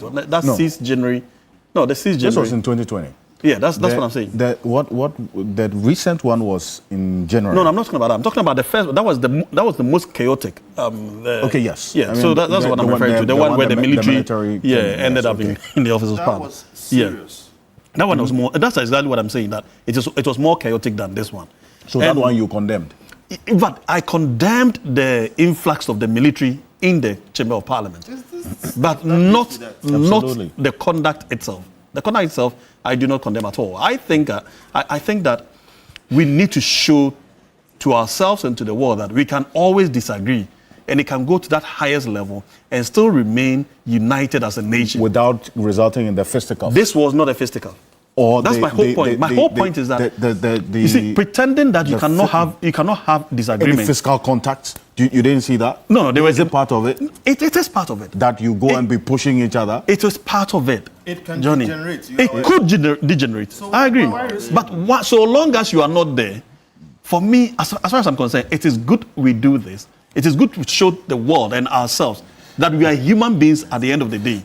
And we can disagree, we can have all these banters, and at the same time, still sit on the same table and dine. So this is my position on this. Is this a good reflection of it? I'm coming. Is it a good reflection of the Parliament of Ghana? I know Alfred and Kofi do not share in my opinion, which is why you are not allowing me to proceed. I'm just asking questions. It doesn't really matter whether or not I agree. No, relax. I'll come to you. I'm saying that with what we just saw, is it? What does it add to the debate and the process of Parliament's work that you have parliamentarians deciding to occupy a particular position in Parliament, which then degenerated into this? And if you say that they didn't result in fisticuffs, I'll show you a video. Don't worry. Let's even assume it did, right? We have seen worse. We've seen worse. I mean, this is nothing. No, come on. No. This is nothing condemnable as far as I'm concerned. You don't condemn No, not at all. Because, and I say this, I agree. And I say this on the back of what we've seen out there. We have seen videos out there in the world of other parliamentarians throwing their. I get it, but why do you want to compare those low moments of other parliaments to justify this? No, I'm not using it to justify. Then you are clearly not listening. Okay. My point is this: that showing this, exhibiting this conduct, is healthy for all of us to admit that at the end of the day, remember, this is part of parliamentary business anyway. That we can disagree. Indeed, it is. We can disagree. Yes. We can disagree. We can go all out to do all these and still sit, dinner and party. That makes you human. I don't see how this forms. That makes you human. Let's not pretend that because you're a member of parliament, you no longer have emotions. Exactly. You no longer have emotions. Yes. That I cannot accept that one. Obviously. You do. Honorable has nothing to do with you hiding your true emotions in Parliament. We are not supposed to. Kofi, no, I didn't interject. Kofi, relax. So at what point would you say that this is where we leave off? This is where an anger should stop. Decorum. That's where the point is. But this Parliament, the name Parliament comes from parler, to speak, debate with your voice. You lawyers, all of you are taught that you don't have to even raise your voice. I know you have a lot of opinion. I admit. Anyway, but my point remains that this. You may choose to condemn this, but I will completely disagree with anyone condemning this kind of conduct because I think that it is part. It's not my thought. This is part of parliamentary business. I see. For anyone to express his disagreement with the other. This. It is part of That's parliament. Yes, why it the is. military It ended is. up in the chamber. No, that was wrong. That was wrong. You couldn't This is not enter used to that. parliament. Okay, but you see- No. You see, No, when members of parliament are having their own field day, it is not. Documents were It signed. is Thank you, not. thank It you. is not So, you left. see- It is not a decision of a minister or Up to today, or we a don't know military who sent the to military enter. into That is what. That is what we need to investigate. Gentlemen, Those are the matters that we need to debate and need to find answers to. But this conduct cannot be a condemnable conduct. Thank you. But you see, I just wanted to find, you see, in as much as you don't want to, gentlemen, hold on. Please. You don't condemn the outcome of the actions. But you cannot also, in as much as you say that for the military coming into the chamber, you condemn. Of course, because that was completely unacceptable. Perfect. But there were some... And you cannot justify the entry of the military by the conduct that was displayed. But you see, you can't disassociate the two. You can actually. You can. See, because the military is not a police of parliament. They are not in charge of parliamentary discipline. They have no business in parliament. Good. In fact, their presence there was a no-no. That's a fact. You cannot condemn what led to exactly what you are acknowledging. Because if the conduct of the members of parliament on that day did not go the way it went, it wouldn't warrant, it wouldn't warrant the military then coming in because Alfred, you are still the getting it clerk wrong. to the You are still parliament. getting it wrong. Wait. To say that because members of parliament were acting in a particular way, and for that matter, the military had the right to enter, But it's completely unacceptable. nobody has said You that. can't even go there. No, that's your premise. Listen. You are still saying insisting that it was because of the conduct that they entered. And talk my about, point is that it's not possible. You see, no conduct of members of parliament is good enough to allow a member of the armed forces I am to coming enter. to a point. You are saying that this, what we are saying now, you don't condemn because it is part of parliamentary practice. Absolutely. And I'm telling you that your reference to what happens in other parliaments, including our own parliament, is not enough a justification for this. Because we cannot keep comparing ourselves with dwarfs and always think we are tall. You see, there has to be a point, and the procedures and practice of parliament as enshrined in the standing orders doesn't include this. Actually, it does include protest. It protest does. That It does does not include result protest. in physical. this is not protest. That Altercation. is defined See, in the standing look, orders how of do you even parliament. define this? See, look at how someone almost threatened to blow another person. No, you see, yet hugged him with smiles and both parties. Relax. Parliament If is Kofi not, wants to be the moderator, we can go. Hold on. You see, No. Parliament is not.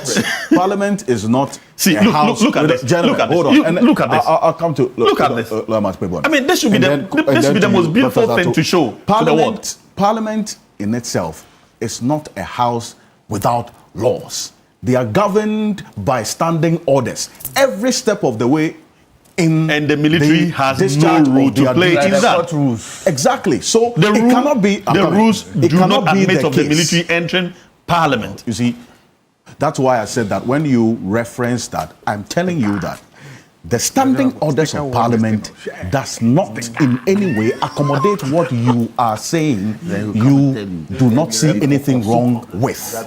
I am basing my position specifically on the rules that govern the work and the mandate and the practice of the business of the House. That does not in any way countenance what you are not condemning. If the standing orders don't allow this, there's no way we should also be supporting this situation. That's the danger. That's where I want us to see it from. So that if, for instance, your students come to class, right? Yes. And you teach in a school where you have challenges with, for instance, how students dress.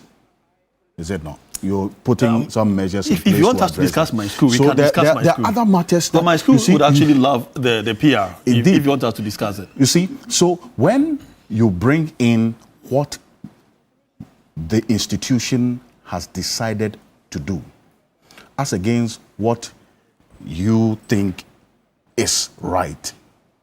That is where my problem is, because they are laid down rules and regulations Alfred, you are that governs a particular practice. That's all. You are missing the two. Not condemning it doesn't make it right.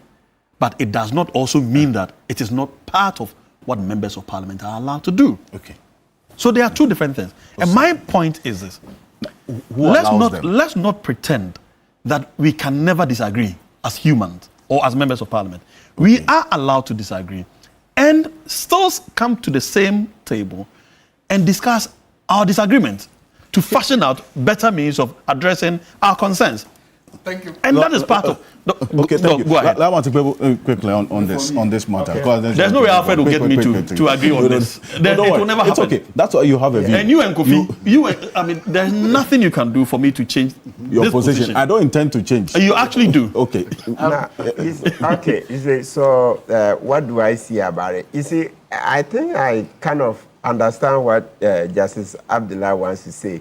But I think that, look, Justice, to be clear, it went a bit overboard when it turned physical. So maybe you should have separated the chanting part from the physical part. Maybe you should show the video again. You see Sticker, all right, moving in a fighting mood, hitting people all over, pushed Bernard, the deputy, Bernard Ahiafo. First deputy. Yeah, first deputy speaker. You see how Sticker pushed him, pushed others. No, that's quite violent. That's violent. It's violent. And then you see the other side where they were pushing, and then the other parliament.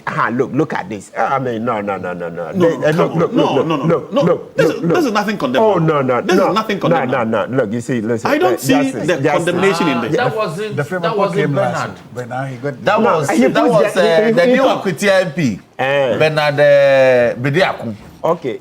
That's nothing condemnable. Sticker is laughing throughout. That's not please show it again. You see. Sticker is laughing throughout. Wait, you look. No, he's laughing throughout.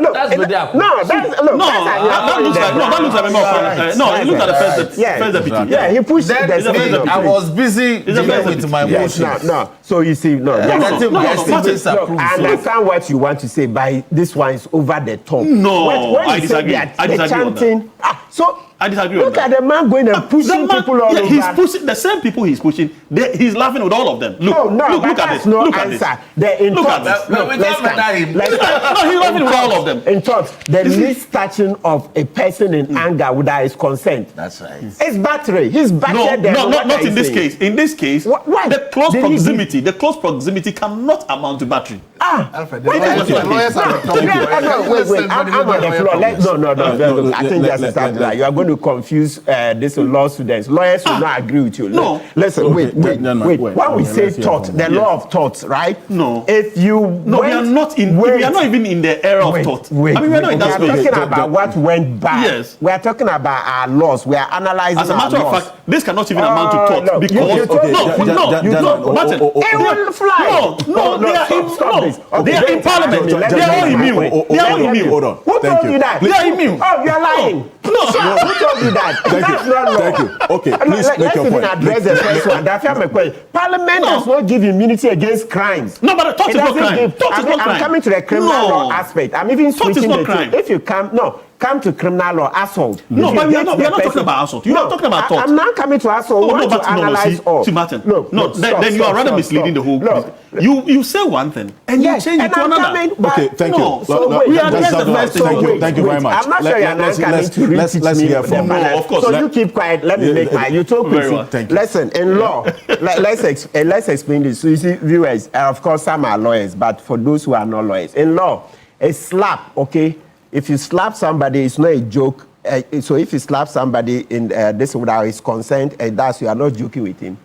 At least it has two consequences. I want to leave out harm in case the teeth come. I want the basic one. Slapping him qualifies as what we call assault in criminal law. So the person can proceed to the police station to report you. That does not take away from the person's right. So you will be prosecuted in court, sometimes fined, and the law allows even for a jail term, right? But that doesn't take away from the civil law remedy that same person can now sue you in a civil court for compensation. Yeah.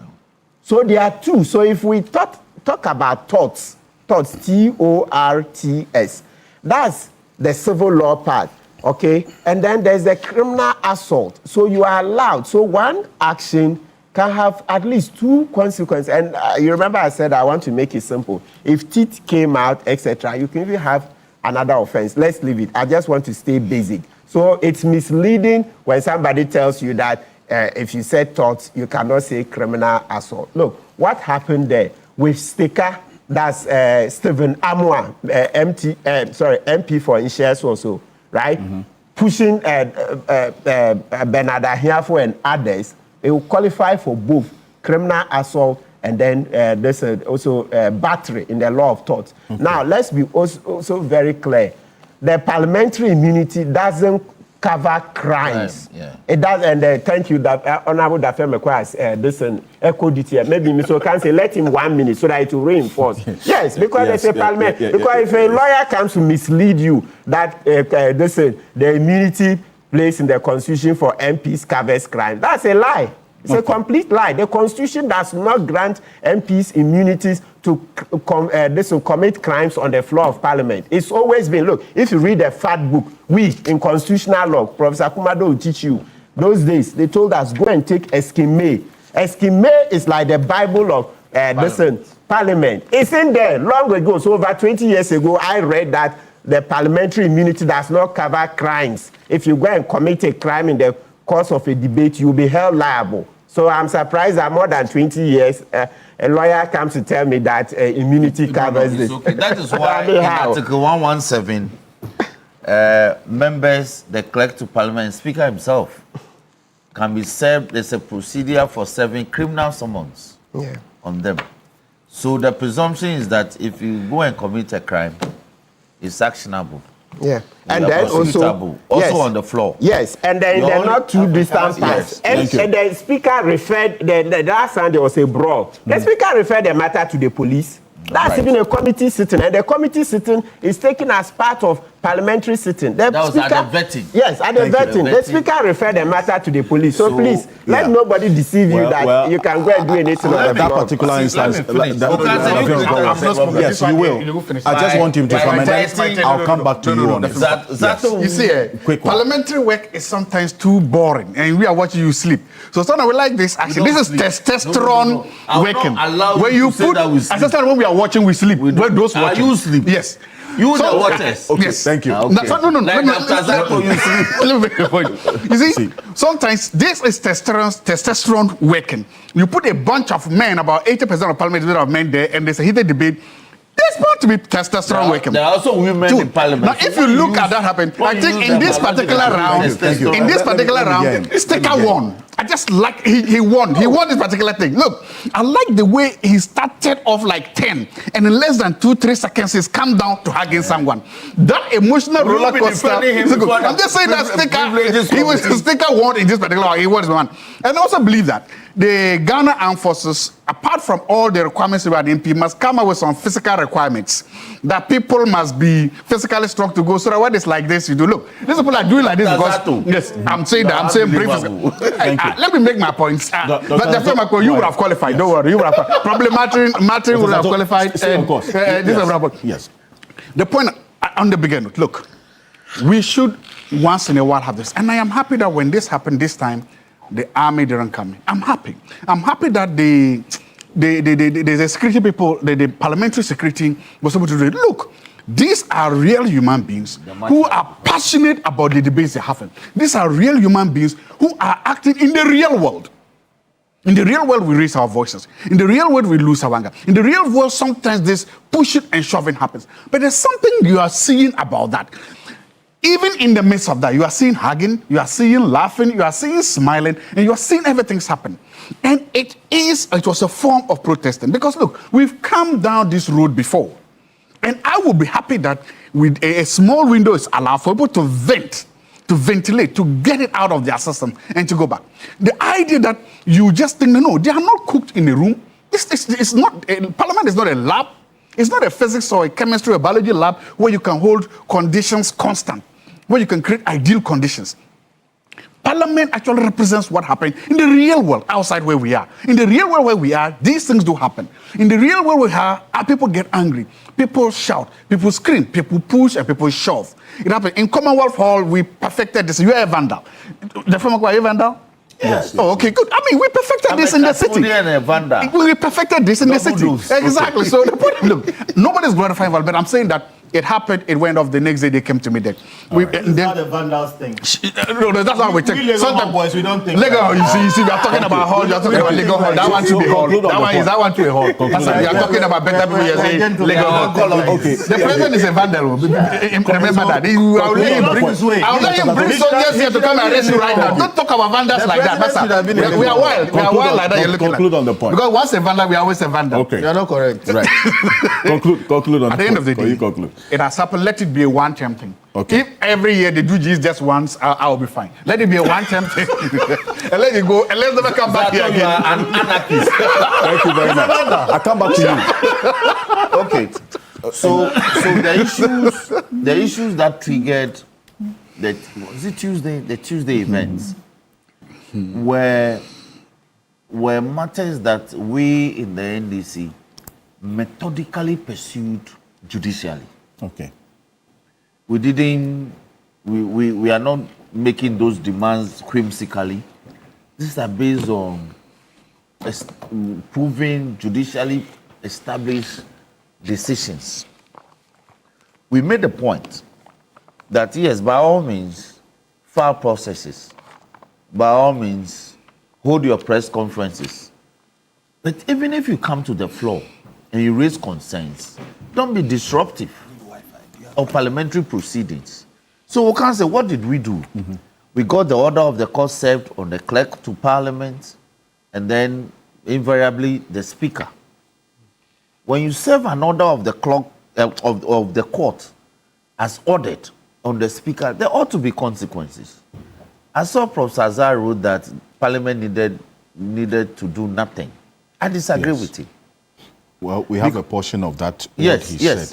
I disagree with him because you see, Parliament initially was a party, the clerk, but on the 15th of May 2025, the court misjoined Parliament and the district director of the EC and maintained Nyindam as well as the EC as the respondent. So when the order was issued and directed that the second respondent to take action, Parliament ought to be served. Service of an order of the court is to put you on notice. Once the notice comes, so Speaker was clear when he said, by the terms of the order, invariably Article 97 has been sprung to life. There's a vacancy, but I cannot pronounce it now. So Majority Chief Whip, your demand that the member be pronounced a persona non grata was premature because of the Court of Appeal rules. So after a flushing of time, 1st December, Nyindam was no longer eligible to appear in Parliament. Now, once I got the order served on Parliament, I got the order served on the EC. Parliament needed to inform the EC that there's a vacancy. Even though one of the lawyers. Oh, but this matter, you have to see. You have to go back to December 2024, and early days of January 2025 to understand.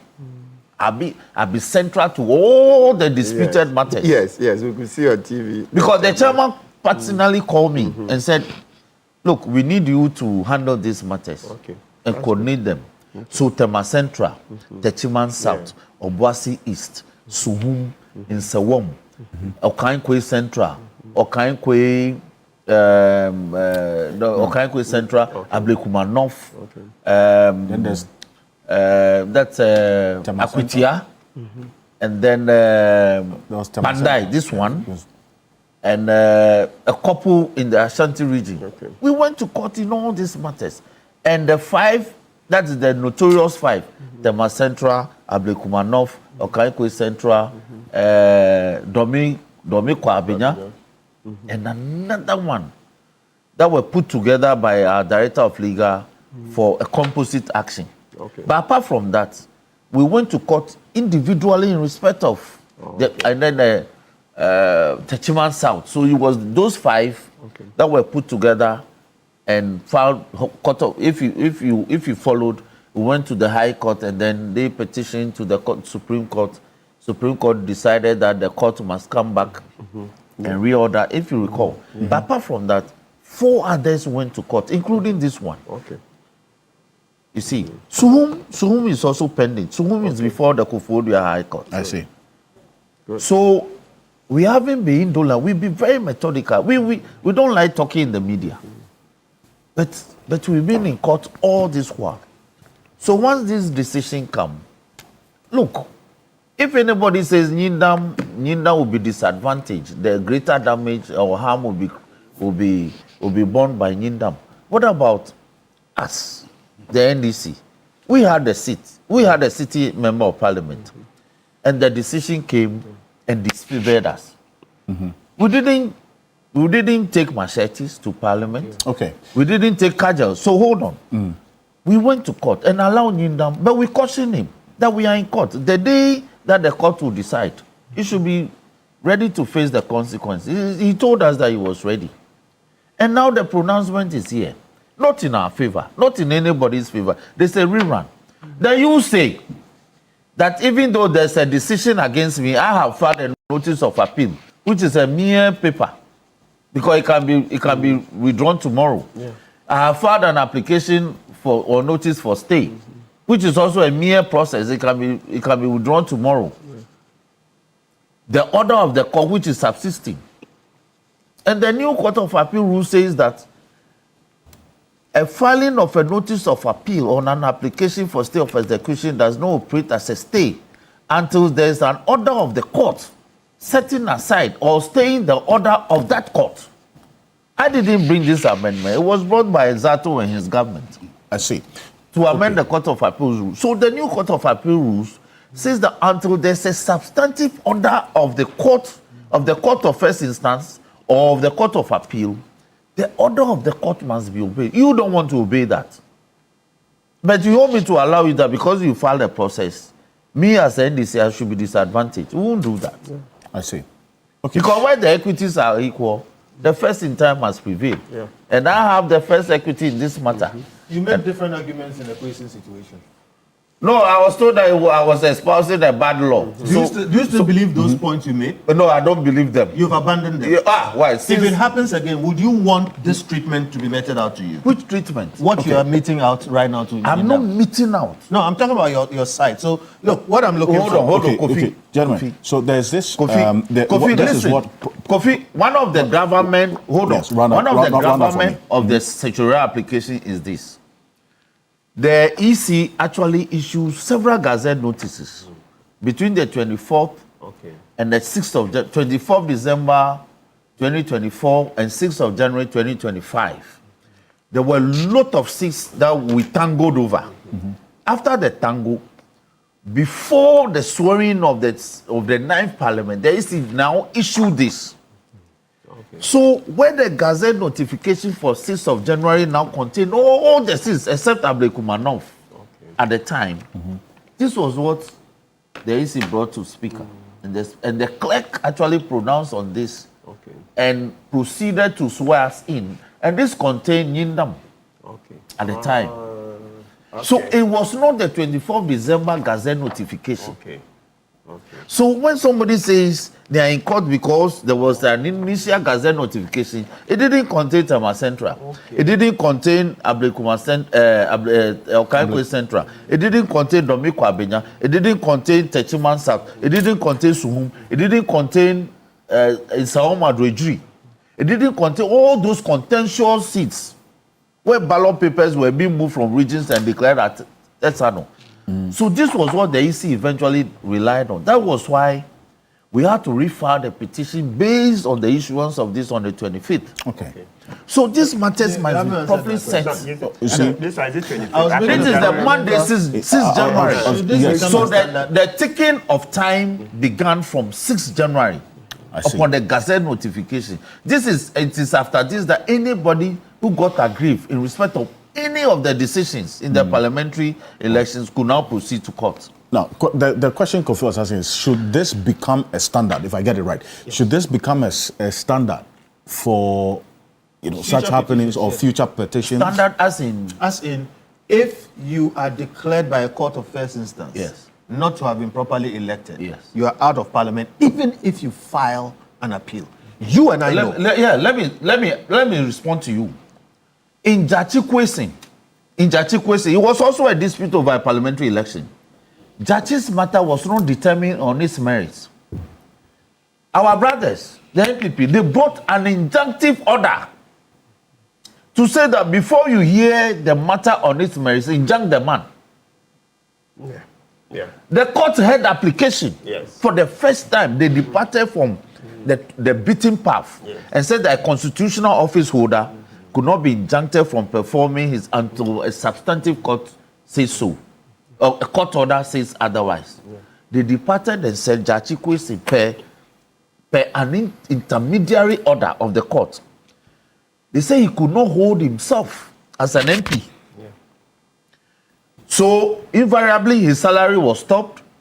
District Assembly's common fund was stopped. Jachi Kwesi couldn't access his office. Interim court order. Before the matter could be heard on its merit, the court says you cannot hold yourself as an MP. We allow. No. Let me. You are digressing. No, I'm not it's digressing. It's a very simple matter. I am just opposing this with a similar contestation of an election of a member of parliament. His was based on nationality. That's the eligibility criteria. Okay. This one was based on. No, this one. Will go. Kofi, let me finish. This one was based on eligibility of declaration, of the sanctity of declaration of results, or the sanctity of the outcome. His was based on eligibility of competition. They say he was not eligible to contest. Okay. So, but a court, and we observed it. We say, oh, we have filed notice. Look, when Jachi Kwesi, when the injunctive decision was given, and eventually when the decision of the court, we couldn't even file a notice of appeal. So the because the court registry was not working. So I want to say that my colleague was removed from parliament based on an interim court order. This one is a final court order, even though it's been appealed.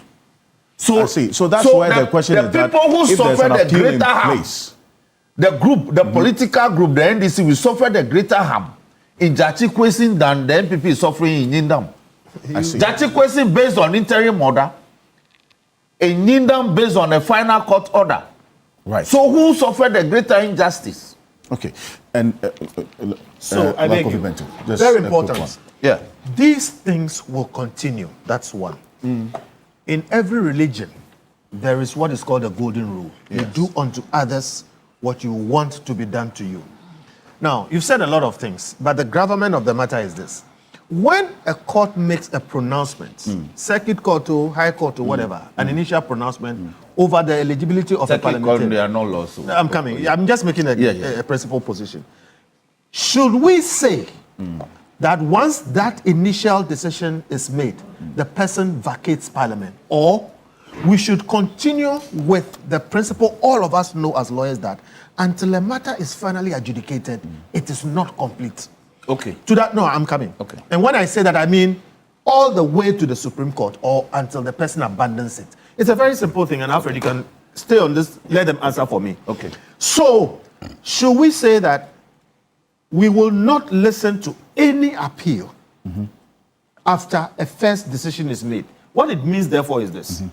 If the High Court says you are no longer a parliamentarian, you leave Parliament. You can choose to appeal. Now, the EC can choose to do an election, and then you may lose the election. But technically, you can win the appeal.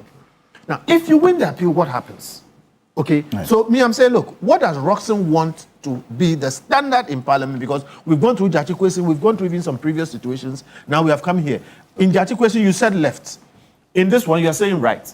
it seems to me that if it's on you, you make a different argument. No. If it's on somebody, so what should be the standard? If we cannot agree here, it will go into the record. Okay, so 2 minutes. So, In if you that permit me, because this statement, 2 minutes. no, you answer because this particular question Yes. is also one that Professor Stephen Kokwasari you referenced. So this is what he posted, and we're going to put this on the screen. He said under Article 112, and he's watching, and I say good morning to you, Professor Stephen Kokwasari. Thank you very much for bringing my notice to this. So good morning, Professor Kokwasari.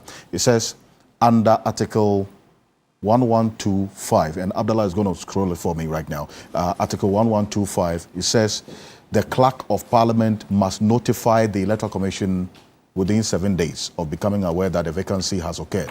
The key constitutional question is therefore, when does a vacancy legally occur if the validity of the seat is still being litigated under Article 99? 1. Article 99 places the determination of membership in the courts. 99.1 states that the High Court has exclusive jurisdiction to determine whether an MP was validly elected or the seat has become vacant. The clerk cannot treat a seat as vacant until the body constitutionally empowered to decide, that is the High Court, has made that determination. And he says that because Article 99 assigns the determination to the courts, a vacancy cannot be said to have been occurred where the High Court has not yet ruled, or the High Court has ruled but the matter is under appeal. And he says that once a valid vacancy is established, clerk must notify, and it goes on. It says when a conclusion, and let me just conclude on this so that Lord Avimekwa, you respond to the specific. It says when a seat's validity of vacancy is still being contested in the High Court or on appeal under Article 99, the clerk of parliament must not notify the Electoral Commission. A notification is constitutionally required only after a judicial determination of the vacancy. That's the argument Professor Stephen Kokwasari made, and that's also what Lawyer Kofi Bentil referenced. Lawyer Dapia Meko, Okay, please. so let me anchor my argument first on this. If you read Rule 27 of CI 19, an appeal shall not operate as a stay of execution or proceedings under the judgment or decision appealed against, except where the court below or the court otherwise orders. A, in the case of the court below, upon application made orally or by motion or notice to it. And B, in the case of the court, which is the court of appeal, upon application made to it by motion or notice, and except as provided in this rule, no intermediate act or proceedings shall be invalidated. Listen carefully. Yes. No intermediate act or proceedings shall be invalidated. And 2, when an application is pending for determination under sub-rule 1 of this rule, any proceedings for execution of the judgment or decision to which the application relates shall be stayed. All right? This is the 1997 rule. Now, listen to the amendment. Listen to the amendment. And it's important that we go through this exercise. Yes. For the viewers to just bear with me. Now, Rule 27 of CI 19. So let me say, Court of Appeal Amendment Rules 2020. That's CI 132, 2020. In exercise of the power conferred on the Rules of Court Committee by Clause 2 of Article 157 of the Constitution, these rules are made this first day of October 2020. So, Rule 1, Rule 27 of CI 19 is amended. 1. The Court of Appeal Rules 1997 CI 19 referred to in this enactment as the principal enactment is amended in Rule 27 by A, the substitution for Rule 1 of 1. An appeal shall not operate. They introduce this phrase. So, an appeal shall not operate. That's a notice of an appeal. Shall not operate as a stay of execution under the judgment or decision appealed against, unless the court otherwise orders on an application made in the court by motion or notice. B, in section after rule 1 of, that is in the old rules. Right. A, that's 1A. Unless otherwise provided in this rule, an intermediate act or any other proceeding subsequent to an application under sub-rule 1 shall not be invalidated. So you cannot fault the clerk to parliament communication to the electoral EC. commission. You can't fault it. What should C, be the standard? the substitution for rule 3 of, that is 3, there shall be a stay of execution of the judgment or decision appealed against for a period of 7 days, immediately following the giving of notice of the judgment or decision. So this is the amendment. So basically, where you have filed a notice of appeal and apply for notice application or notice for stay of execution, they have no value in law, judicially speaking, unless the court itself or the court of first instance makes another stay in its own order. Okay. So I didn't bring this amendment. This is an enhancement of the 1997 position. I see. So does that answer the question? It answers. So if Kofi is so all of us must be guided. When I was espousing that, as practitioners, when I file a notice of appeal and followed it consequentially with an application or notice for stay, all of us ought to stay our hands. But they brought this amendment in 2020 to say that no, that is no longer the law. I see. It can be disregarded, and no intermediary action taken can be faulted, can be invalidated. Interesting. And I'm going to be coming back to you a bit more. Justice Abdullahi, you had indicated that this release by the Electoral Commission, how it is carried out, and in fact, even the notification by the clerk could be veering into the realms of contempt. Right. Why is that? So, first, before I go on this, I need to react to the misleading communication from my brother Martin. Okay. Viewers and listeners need to know that when you talk about tort, it is not a crime. Okay. A tort is a civil wrong. Right. And so to make it look like the commission of a tort becomes a crime is wrong. What we were discussing was the issues that were happening in Parliament. Right. And the issues that were happening in Parliament, no crime had been committed, at least not that we are aware of, unless maybe someone knows more. So if you say that somebody touching another person could amount to a tort, that is where I say that if it is even a tort, that issue is not a matter that can be taken on because it is immune. Right. Okay. And that is not wrong in law. That is a fact in law. We never discuss any issue about crime. So if there's a crime, that is a different issue. So this needs to be pointed out. Exactly. Thank you. Tortious conduct are civil wrongs. Yes. And they are all immune. So, and once again, it's good that Roxanne is affirming this. He's okay. No. No, but civil wrong is not. Gentlemen. Yes. No. Let him. No. So isn't that an affirmation or not? Civil law is not actionable. Thank you. That's all I'm saying. So I don't know why Martin was so. It's actionable. No, but crime. We're not talking about crime. Okay. So I don't know why Martin was so angry about that one because we're not discussing crime. No, I think Martin was focused on the commission of a crime. Exactly. But my point is that I was not contesting him on the crime. Okay. But he made it look like. It's immune. No, I said it was immune. Because you were talking about tort. You kept insisting on tort. I think that and I said yes, tort is immune. You've cleared that point, yes. So, and Martin himself has to confirm that. Indeed, what I'm saying is correct. Because to make it sound as though we were discussing crime when we were discussing tort, which is a civil action, was clearly disingenuous and it wasn't right. So, Martin, that's all I wanted to see. Now, let's come back to this. Okay. I see the Electoral Commission in this particular case being put in the middle of a tussle between an MPP and an NDC.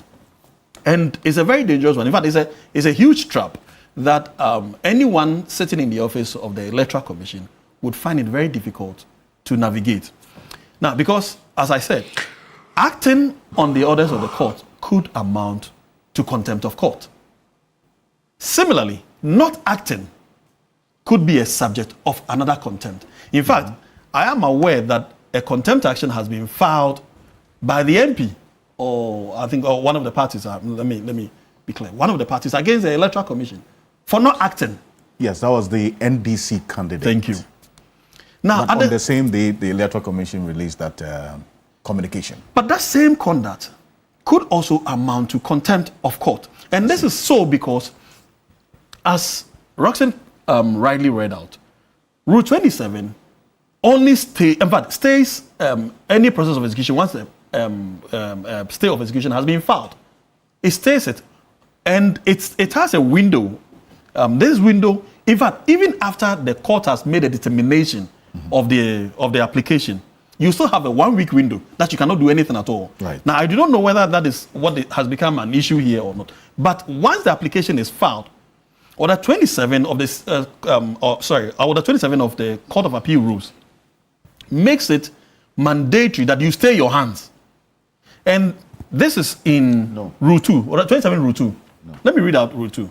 Yeah. It says that when an application is pending for determination, forget about that part I say, of this rule, any proceedings for execution of the judgment or decision to which the application relates shall be stayed. This is what Order 27 Rules 2 say. And so, if it has to be stayed while the application is pending, in other words, before the court sees with the jurisdiction, in this particular case, the Court of Appeal makes a determination. You are reading the old rule. The old, okay. That's the 1970 position. Okay. The 2020 position is this. An appeal shall not operate as a stay of execution. No, that one is a general one. That one has not been amended. No. You see... I'm talking about the Rule 1. The Rule 1 has not been amended. Rule 1 remains the same.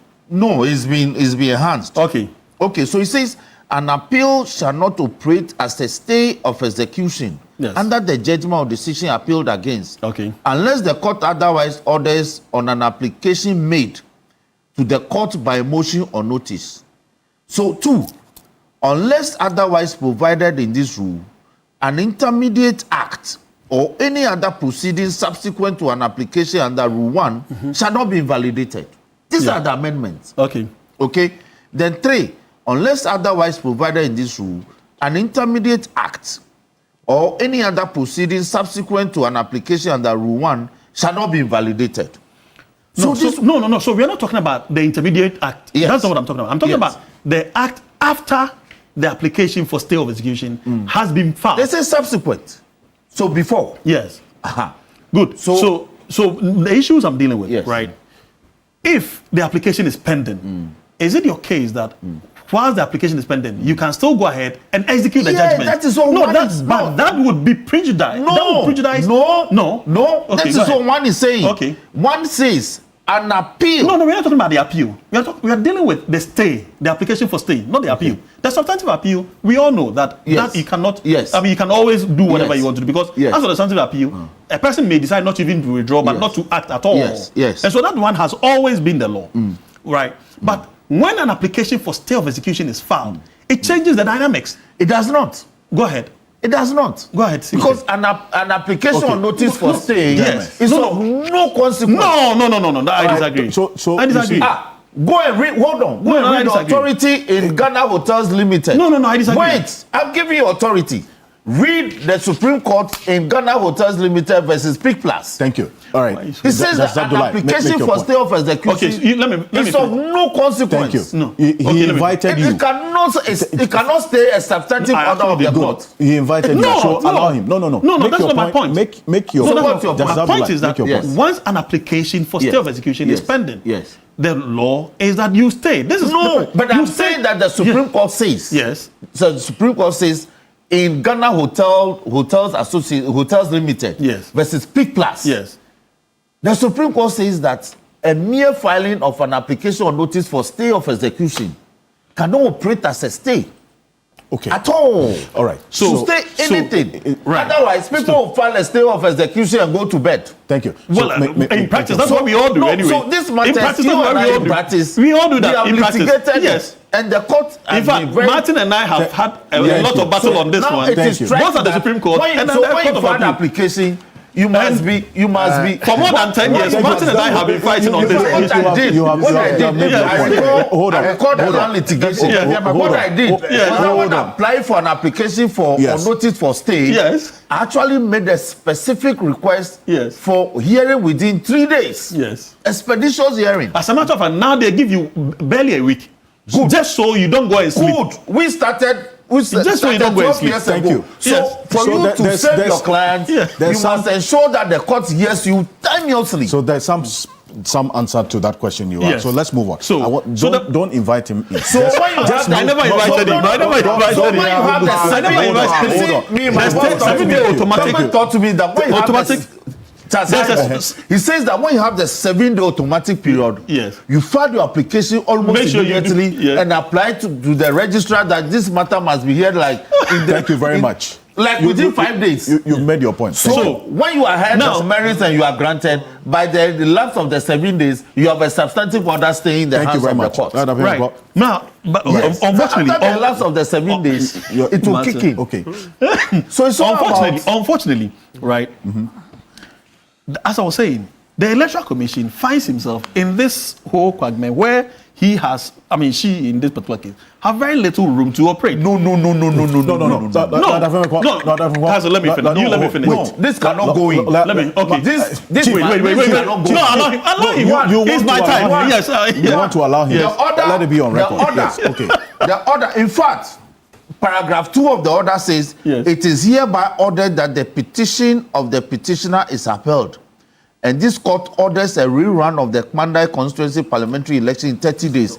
Second respondent to comply with the order. So after 7 days automatic stay, you must comply. Do you know what we did? We cited them in contempt. I see.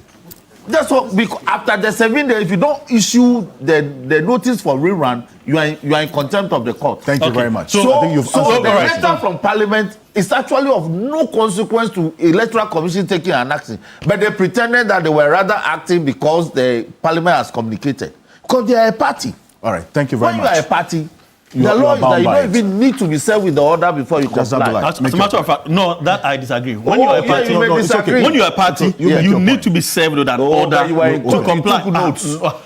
Serving a court order. Serving a court order. Thank you very much. Now there's one thing that I want us to. You see, there's the law, and then also what the reality of the situation is playing out. So it's law, procedural substance. The standard both sides. Great. That's what we're talking about. So stop wait. All right. Anyway, so no, let's move on from the law. Let's move on from the law. Okay. So my point is this: let's even assume that the equities are equal. And that we can make progress. First in time must prevail. My question is, but I'm not responding to you again, but I'm no longer inviting you. Yes. So my point is this: must we necessarily perpetuate what happened? The condemnable conduct that happened to Judge Kwesi? Must that be the standard that we operate with? In fact, this is an issue that Roxanne and I have been on a lot of programs that I have been championing. That we must not make Judge Kwesi the standard of our conduct. We condemned it when it happened. And so because of that, I felt that, my position has been this. We can sanitize this system either by making reforms that ensures that parliamentary success to parliament is designed such that emotions and antagonisms do not become the order of the day. Because at this point, what I see is this. I see the NDC side being motivated purely by the misconduct of the previous regime in relation to Judge Kwesi. But that shouldn't be what we do. No, what we should do. It is called precedent. What we should do. What we should do. Not appeal that. I am not inviting you, as I said. What we should do rather is to ensure that we have a clean slate. Let's start from there. Let's assume that we are even resetting this part of our parliamentary business, because we need a healthy parliamentary democracy. And the do you, I do me cannot be the basis for achieving that objective. The best way to achieve that objective is to allow what we sometimes you guys call cool health to prevail by ensuring that two things. First, ensuring that we go strictly in accordance with what we know in practice as lawyers, or we make reforms by way of legislation to dictate the pace on these matters, so that nobody's private emotions or decisions dictate how we move on with matters like this. Right. And matters like this would involve consistently somebody accusing the court of misconduct or accusing the Electoral Commission of inaction. And so to avoid these matters, let's have a clean slate. Let's have a pure, simple legislation that says that if, assuming it is a court order, once the order is made, we go by the court order, notwithstanding any right of appeal and all other consequential applications that a person may make. Or, on the other hand, until the final determination with timelines, then we know that these are the procedures that we are adopting going forward. I think that will help all of us better than allowing our individual idiosyncrasies to determine the way forward on these issues. Okay, thank you very much. Okay, I just wanted to say something. Dr. Zato. Yeah, it's important. Yes, please. Why are we here today? How did we arrive at Pandai? And then the question we have to ask is, if we are to blame somebody, are we blaming Parliament? Are we blaming the judiciary? Or are we blaming the ECA elections that happened at the forefront? I think, that should be. One of the most important things we are forgetting is that there's a reason why Pandai happened. And that happened because of violence. Violence at the coalition center. That is why Pandai came up. If on the night of the vote, if on the evening of the vote, we had gone inside and they had counted everything and everything was boring, and we left there and we went back, we wouldn't be here where we are today. We are here today because violence begets what? Violence. You see, the so-called violence you saw in Parliament, it started in Pandai. It started when thugs and hooligans attacked the coalition center. There's a reason why the coalition center was moved from Pandai to the Tamale High Court. That was a violence act. It was violence. Violence moved it there. And so that's what I was saying. Parliament is real. Parliament is not a kind of physics or chemistry lab where you can hold all conditions perfect. Constant. You then saw that same violence permeated, that same violence made its way into the Chamber of Parliament. And it was that same violence that motivated my brother Sticker to win that day. Okay, that's a lighter note. The bigger point is that, look, if we don't want to have more of those kind of things happening, then we need to also be able to say that let's go back to the rules. The rules is this. Violence, the violence that happened. I saw some of the lot of videos. The videos I saw was listen. Now today, you said even if it was motivated by just a question, somebody triggered it. They triggered it. Why Ghana Police Service, the men and women who went in the NDC pickup to that place and caused them, where are they? No. That's what I saw. Wait. I'm saying, I won't wait. When you were talking, I didn't wait. No. You will allow. Okay. When I was, I'm making the point. I am making that point. The Fiamako, you will not stop me. When you went there, I saw people in the NDC pickup that went and disrupted this thing. Where are those people? The men and women who went and destroyed that thing, and we saw the papers flying this. Good. If we don't go down to the heart of that violence, this is what is going to happen. Our coalition centers are now becoming the weakest point in our electoral system. Our coalition centers have allowed people, today look, people can easily game the electoral system. You can do that. What did you do? Every coalition center, you have a smartphone, you can start collating your results from every polling station. If it takes Sisala East, for example, far end to the end of Upper East is Santijang and these places, then you can go all the way. The distance is long. So by the time they are bringing the ballot box to Tumu to count, you will know your standing. Candidates winning, no. One, the winning candidate will not storm a coalition center. He's already ahead. And he knows that he's ahead because he has got certified pink sheets to show him that he's ahead. If you're ahead, why will you storm a coalition center? He's losing candidates who will storm coalition centers. Because by the time that the evidence comes to a coalition center, he already has the result shows that he's losing. And that's when you go and you destroy the place. My point is that Pandai is trying to become a test case, a case study of rewarding bad behavior, of rewarding hooliganism. If we let Pandai stand, it will set a standard whereby anybody losing will just ask, will game the system. I'm losing. What do I do? Let get my supporters. Let's storm the Kolin Center. Destroy everything there. They force the issue to go to court. Because I always believe that when you go to court, it's a coin toss. Everybody's going to go for a very good lawyer. I go for Martin, you go for Kofi. And then they go. And then we've tossed the coin. And if I'm lucky, my political party will help me get a good lawyer, pay the lawyer fees, I just sit down.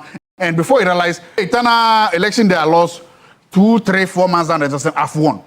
We shouldn't let Pandai define that. We shouldn't be defined by that.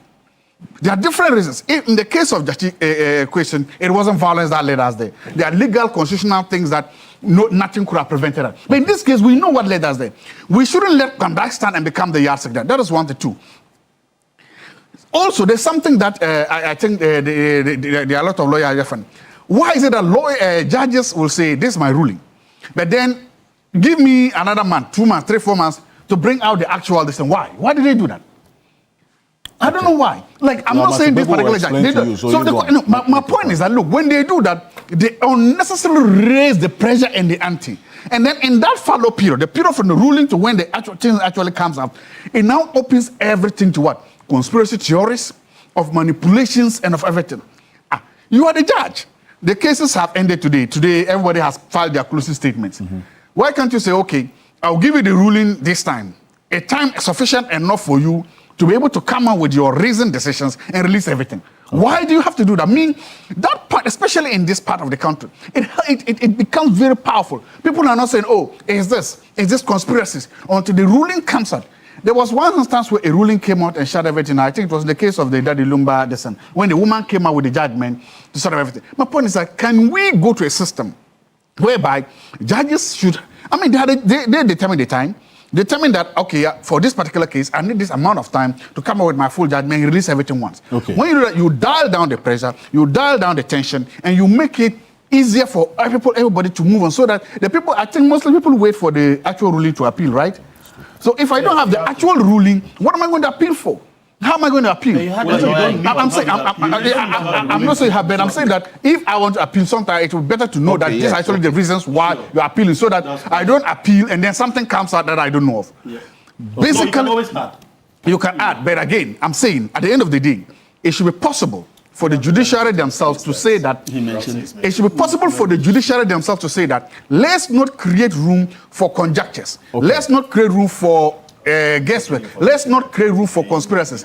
Come with your ruling and the reason behind it once, and do the bet. Whatever we do, whether it is a security problem, whether it is a logistical problem, whether it is a legal problem, we need the same way that we have been able to drastically reduce, if not render, the snatching of ballot boxes. We need to be able to fortify coalition centers. We need to be able to say that if this is a coalition center and you are not allowed to be there, don't be there. We need to be able to make sure that you cannot storm a coalition center to disrupt it, because almost all the cases that you've mentioned have to do with some form of storming coalition centers. If we glorify Pandai, if we let Pandai become the case study, if we let the Pandai become the case study, it is going to unleash some amount of violence at polling centers that will threaten the life of electoral workers, political observers, and everybody, and it will render our elections not credible. So please, whatever we need to do, we have to. If not, we are just dealing with the cosmetic things about each issue, but the real issue is that the violence in Pandai begets the violence in Parliament, and violence always beget violence. Thank you. No. Today you spoke more than everybody. No, wait, please. I'll give you because this directly falls on your lap as a chief whip, so you have the last word on this. But on this Pandai situation, and whether or not the clerk notifying Parliament at the time he did falls foul of the law at any point, or slipping into the realms of contempt. Counsel. For contempt, that would be far. That was the reference that Justice Abdullah was making. No. I don't see how contempt comes in, unless maybe didn't make there's a what do you call it? A judgment of a court.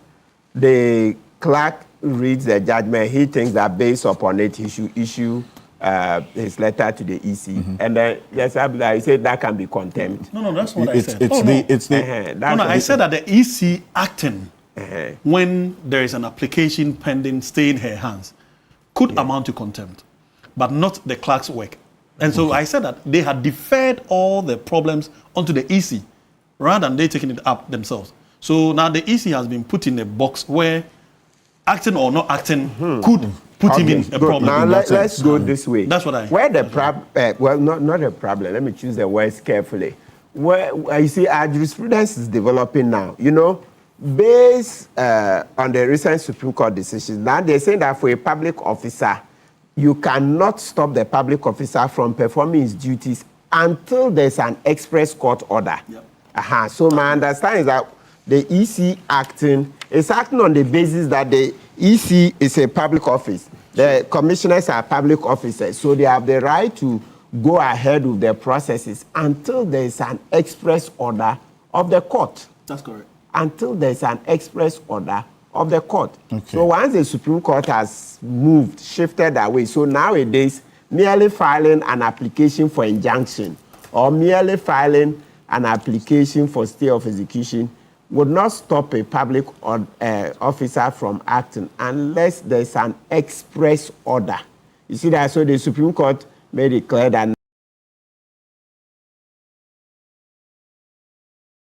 they are moving away from the matter of the Bank of Dufour versus Bank of Ghana, not the former governor, it's another Dufour versus Bank of Ghana, where, I mean, we have always had a principle of law which we all respected that, look, once there's the application pending and then you did anything that, you know, nullifies it, anything at all that will render the application, like we say in Ghana, a foolish case, then you have contempt on your hands, right? But now the Supreme Court is clear that if you file an application for injunction, that alone, and in this case, this execution is effectively working like an injunction, that alone is not sufficient to stop the public officer.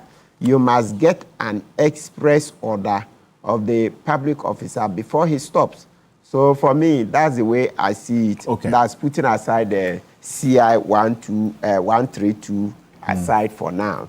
You would use the Supreme Court principle that you need an express order to stop the public officer. Thank you very much for this. And it's some 30 minutes to the top of the hour. And Nelson Ross, just 2 minutes on this. Quickly. Yes, 2 minutes. Let's avert our minds to Article 1125 of the Constitution. It says, whenever a vacancy occurs in Parliament, the clerk to Parliament shall notify the Electoral Commission in writing within 7 days after the vacancy occurred, and a by-election shall be held within 30 days after the vacancy occurred. Now, on the 27th day of November, I raised the matter in Parliament, and Speaker had cause to come pronounce on my position. And he said, the order emanating from the High Court Commercial Division, Tamale, is to the effect that ex nihilo nihilo fits. You can't put something on nothing and expect it to stand. The pronouncement that brought Nyindam to Parliament, for purposes of which he was sworn in, to serve as the elected representative for the people of Mandai, had been declared null and void, and a rerun ordered. So he was no longer a member of Parliament. But he was saved by the rules of the Court of Appeal rules, automatic stay of 7 days. Okay. But upon the fruition of time for up to 1st December, it will no longer, my position will be tenable. So at the time I was raising the matter, I was premature. Okay. So Parliament acted upon that decision by Speaker. Automaticity of law. Thank you. So that's about it. But let me say this. What Zato said about the NDC is absolutely incorrect. Okay. We were a participant in that election. On the day of the collation, that was the collation center. And our candidate came there in his car. When the violence erupted, they had to come and evacuate people. Right. You have to show the video.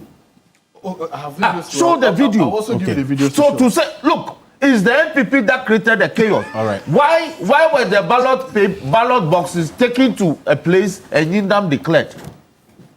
You think that when Yindam was declared, and we went to court, we could have brought an injunctive order to stop him, but we allowed him to hold office. In Jachikwesi, he was not allowed. So when we made this argument, we needed to be very clear as to the entity that has suffered the greater damage. Now, in CIN 127, clear provisions exist.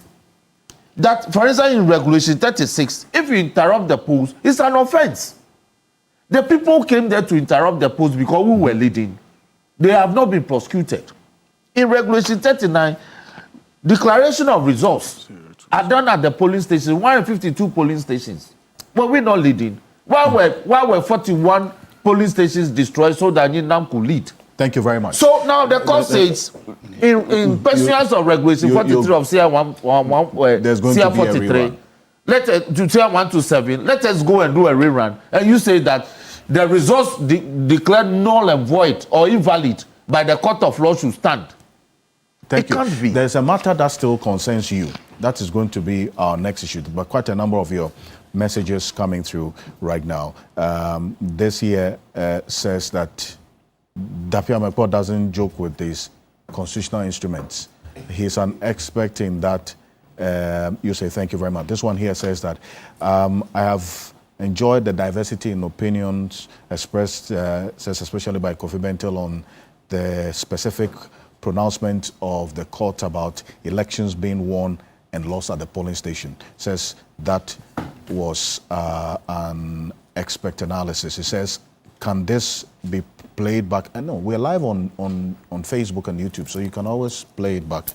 But as you do know, after the show, we put out short videos, and so you'll definitely hear that as well. Thank you. This one, this is coming from Hayford. Thank you very much. This one here says that Ni Odate Mills. Thank you very much for the message this morning. It says that he's referring to Lawyer Martin Peebles' backing vocalist. I don't know what that really means. Thank you for your message this morning. This one also here from Musa Batwa says that thanks to Honorable Dapia Mekpo for the legal education, the MPP have no moral justification to condemn the Speaker's pronouncement on vacant seats, you say. Thank you very much for your message this morning. This one here is from Dr. Kofi Kum Asante. Says, good morning. I agree with Kofi Bentil about the question of standard. Is this going to be the standard going forward? And what do our laws say when such matters happen? I think that it is important that clarity is brought to bear on this. Thank you very much for your message this morning. This one here says that I beg to differ with Kofi Bentil's points. Perhaps controversial elections would attract Kofi's assertion. Until elections become controversial, elections are won at the polling station, you say. Thank you. These are differences in opinion, and I thank you very much for. And Dr. Arthur Kennedy, good morning. Thank you very much for your message this morning. And in fact, he's drawing my attention to the OSP matter, which is going to be our next issue. So, Dr. Arthur Kennedy, thank you for your message. I'm going to read that before we get over. Quick one. See, let's be clear about this. One, on the issue of whether an application to a court injuncts action, there have been rulings on both sides. I'm saying this because I think the lawyers have confused the public. There are rulings to the effect that if we are disputing this water, I want to drink it, you say I shouldn't drink it. Once I file a process, nobody will drink it until the court decides.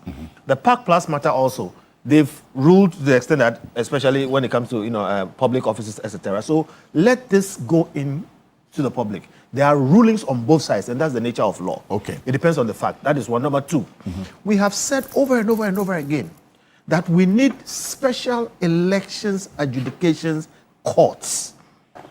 This is the reason why. Now, they hopefully can adjudicate these things quickly and seal it.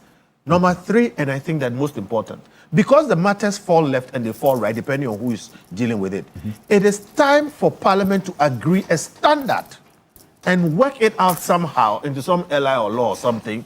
So we know that what will happen to an NDC candidate will happen to an MPP candidate, regardless of who is president or who is not. Because this will happen again. And I won't be surprised if next time tables turn, the same people making the arguments today will change and make different arguments. It's not good for our democracy. Okay. And when it leads to the kinds of things you saw in Parliament, I worry about a degeneration.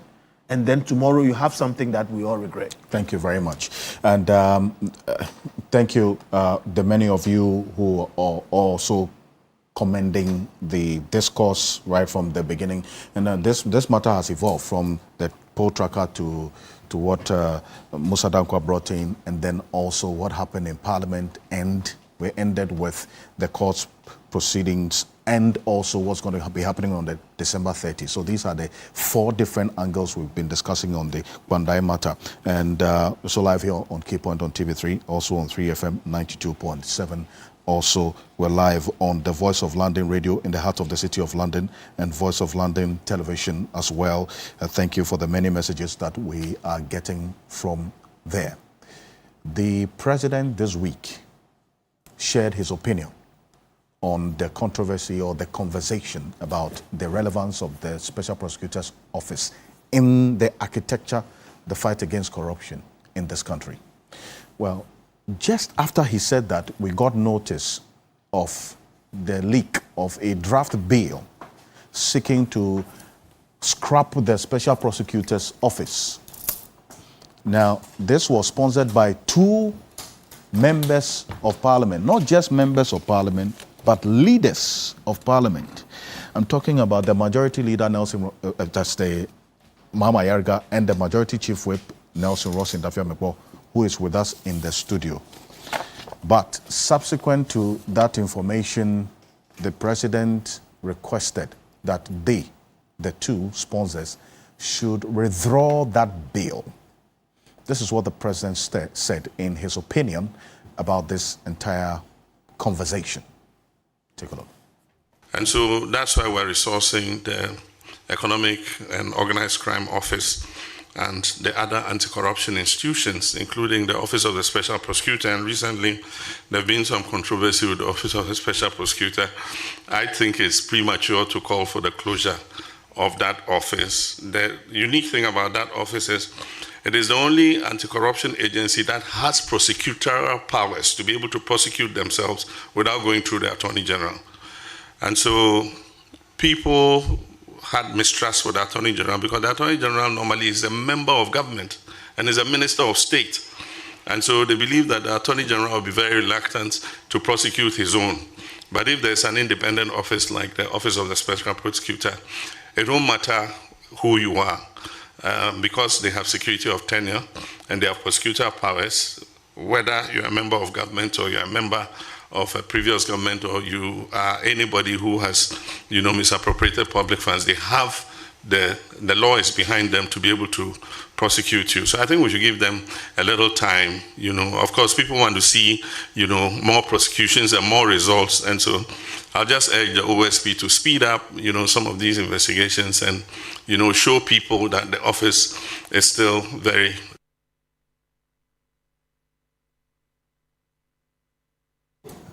Please. Well, that's the President, John Dramani Mahama, there with his view on this. Before we get into it, if you are seeing the bottles, give me one of the bottles there. Thank you. Now, this is UGL Premier Fresh Natural Mineral Water. It's a premium product of the University of Ghana, the commercial subsidiary. Our water is sourced from natural springs in the Ikuma Enclave, and where we strive to maintain its most natural form through reverse osmosis. The purification ensures that you are drinking water that is indeed fresh and clean. And the product ranges bottled water 500 ml, convenient, portable and refreshing dispenser jar, 18.5 liters, ideal for your homes, offices and institutions. You can call them on 0561 814444 or 055 5060150 for some more of this. And when you do, tell them that you heard us talking about it on Key Point, and they'll give you a good treat. That is the University of Ghana Commercial Division with UGL Fresh. Do you suspect you didn't get the right amount of fuel? Do you have issues about the quality of the fuel that you bought? Or did you experience bad customer service at the filling station? Don't stress. The National Petroleum Authority is here to assist you.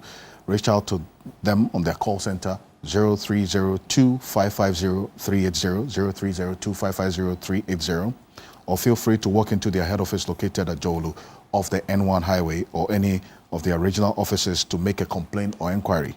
If you experience any of these at the filling station, you have up to 48 hours to make this complaint and report it. NPA, where customer care meets excellence. And also, affordable flights is what Ocean Bells Travels and Tours is promising you this festive season. Between the 23rd and the 27th of December, the 4 nights of unforgettable celebrations, and we're talking about the exclusive trip to Dubai, half-day Dubai City Tour on sharing transfer, Marindo cruise with buffet and live entertainment on sharing, desert safari with barbecue. That is Ocean Bells Travels and Tours.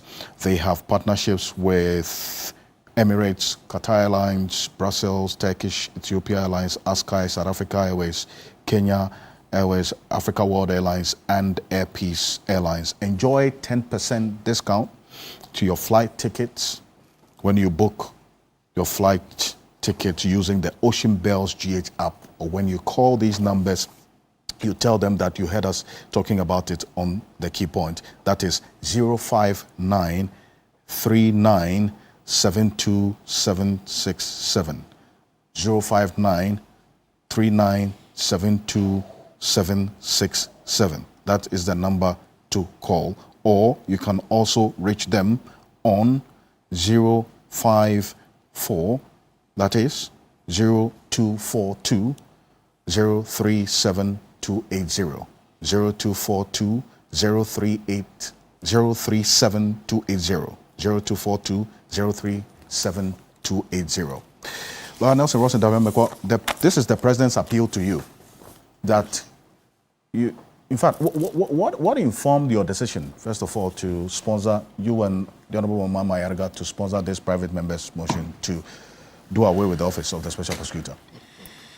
Now, we got motivated to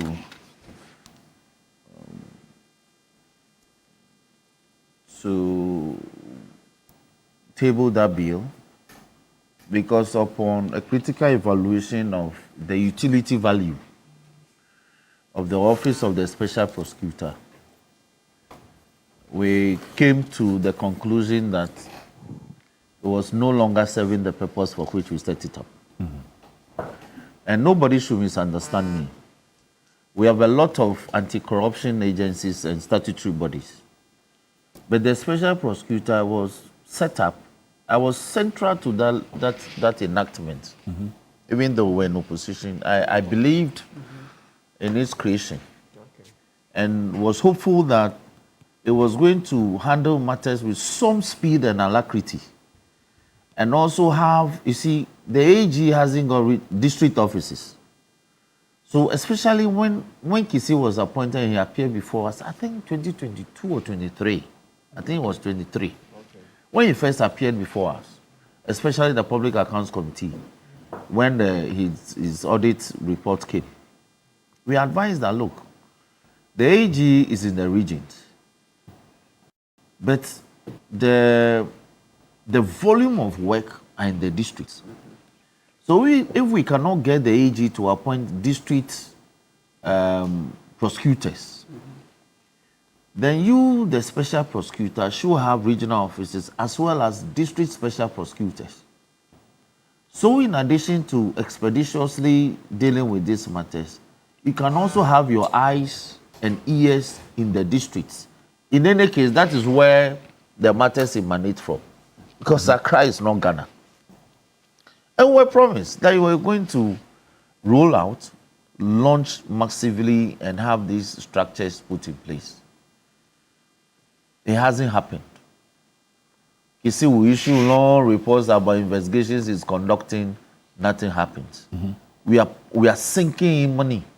Between 2017, 2018, when we properly set it up, and now, we've sunk nearly over $1 billion. If you want to look at the number of cases he's had, vis-a-vis how much we've given to the office of the Attorney General, Co-Attorney General, that is in Accra, centrally placed, in all the regional capitals with principal state attorneys and senior state attorneys who are handling criminal cases and other cases that come before them in the regions.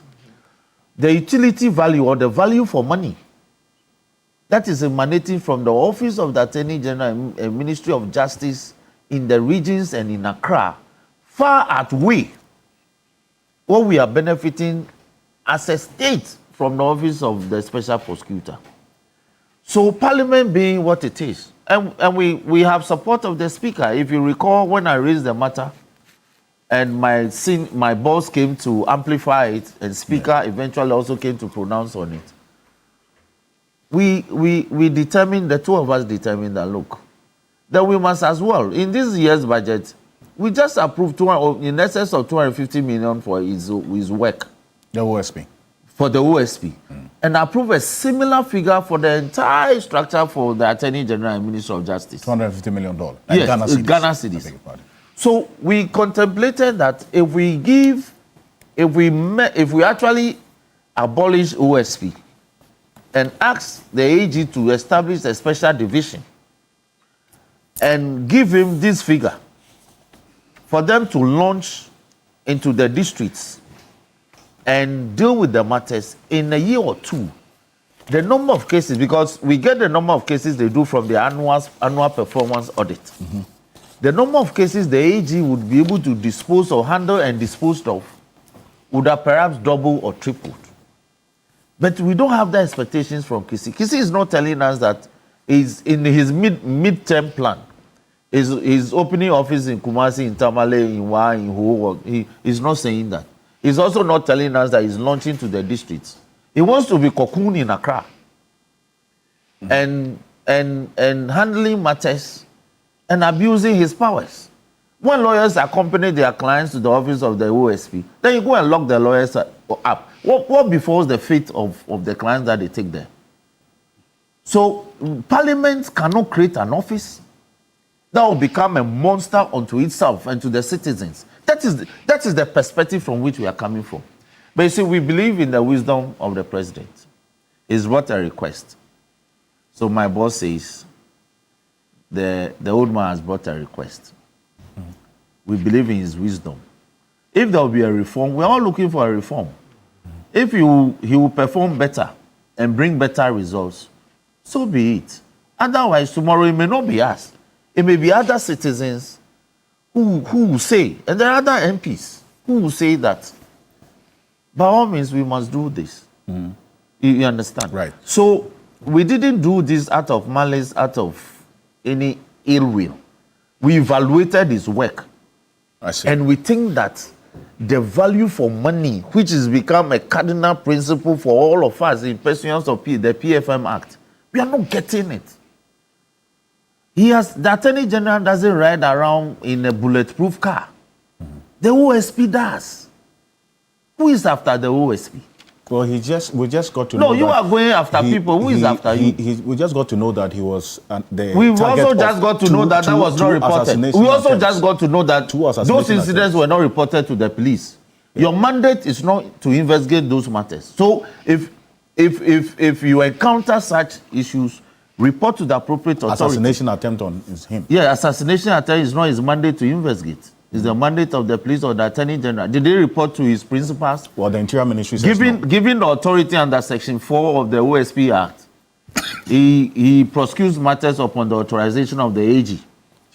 Did he go to speak with the AG that have come under some matter? Perhaps not he himself, but some of his directors of divisions, because there is a director for prosecutorial division. I think there's also a director for confiscated assets and all that. He has a lot of directors. Yeah. Which of them, if it's he himself, did he discuss with the AG? So let the records be clear that my boss and I are not doing this out of any perceived malice or prejudice. It's purely based on the utility value of the office. So we have been, look, Parliament is flexing its muscles. I don't know whether you've taken time to study Parliament these days. Our things are open. Every proceeding, committee proceedings is going live. Nearly every activity of Parliament is going live. We want to be accountable to the people, and the people is asking us to hold institutions accountable. If we set you up and give you money, and you don't bring results in pursuance of the purpose for which we set you up, we shall think twice about you. So you're yielding to the president's wisdom? We will yield. Okay. We will yield. Will that also help to achieve because the he's end promised objective? that he's promised. You see, if you read paragraph 3 of his request, he says that he believes this will encourage the OSP to up his game, to do better, to as it were, urging him to. Yes, yes. Of course, it's an edge. If I want to do something, my senior brother Kofi says, no, Roxy, because of ABCD, tone down.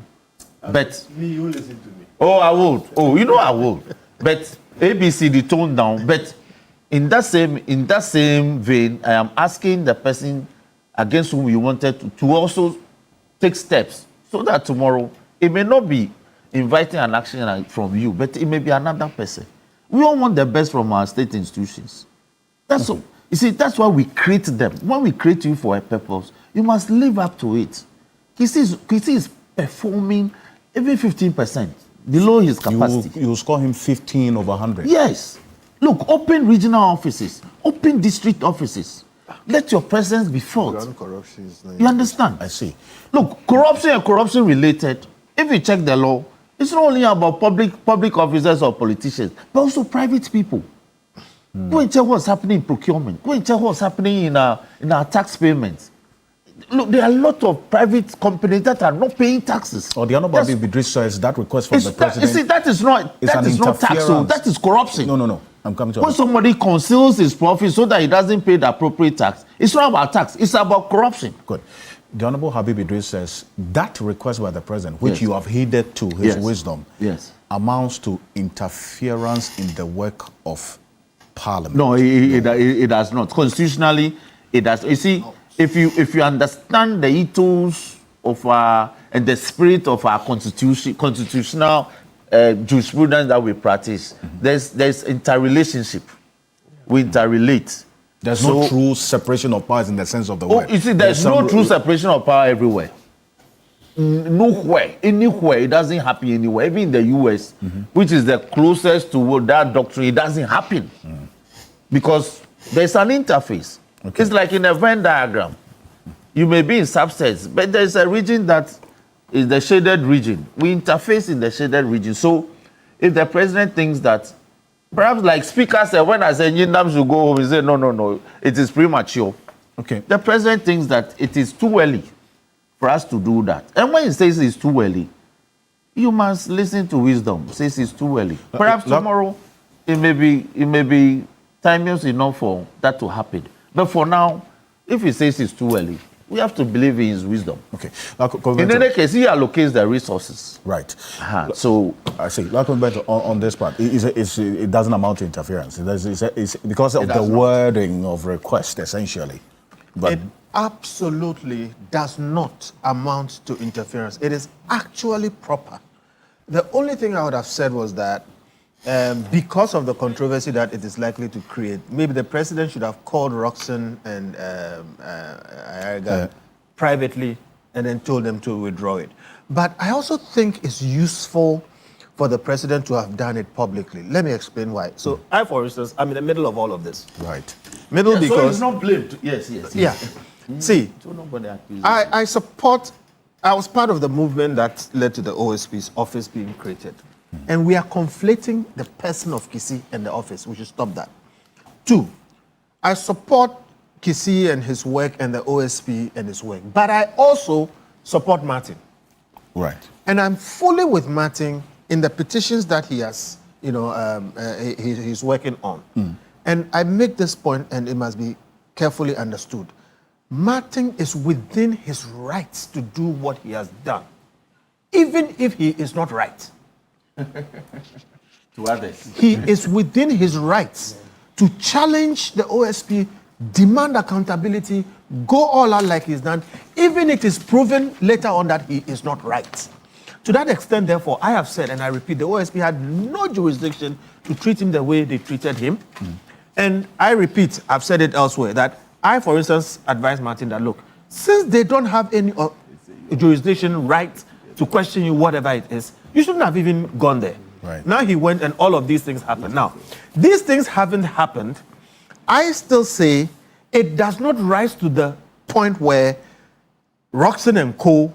will now seek to scrap the whole office of the OSP. So, in that extent, I'm defending the OSP. It is the height of opportunism for Roxanne and his colleagues to try and use this to kill off the OSP. And I've said the OSP was specifically created to attack executive corruption, which is where a lot of the big corruption comes.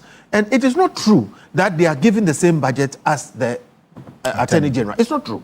The budget is a small fraction of what the Attorney General uses. So a lot has been said. So look, like I said, I'm in the middle of this. Now, that's where presidential power comes in. So listen, Parliament has power to scrap the OSP.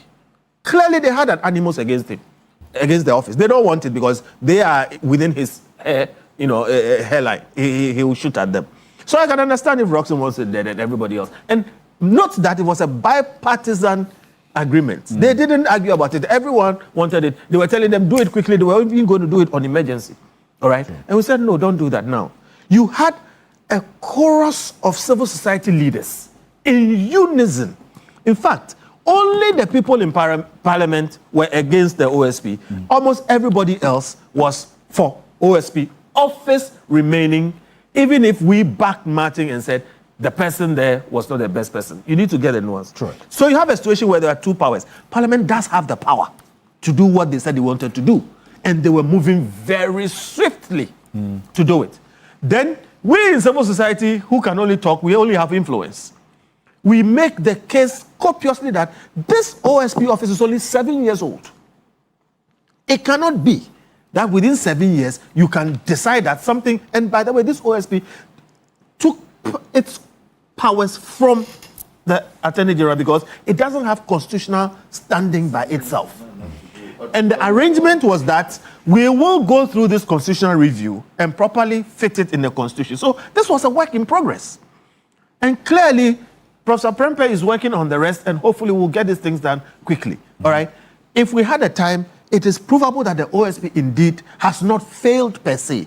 They have just not lived up to the level of expectation that we wanted of them. And this is where I also agree with Martin that, look, if you take the case of Ken Ofori-Atta, for instance, which is what led to all the trials of Martin, I have had my issues with that. And I said that the OSP should have been prosecuting. They haven't even charged the man after a year. I had to say it. I spoke plenty. Yeah, you did. All right? You did. And I was saying, go and, try him in absentia. It was a debate. Okay? And I was actually challenging the OSP to do even more.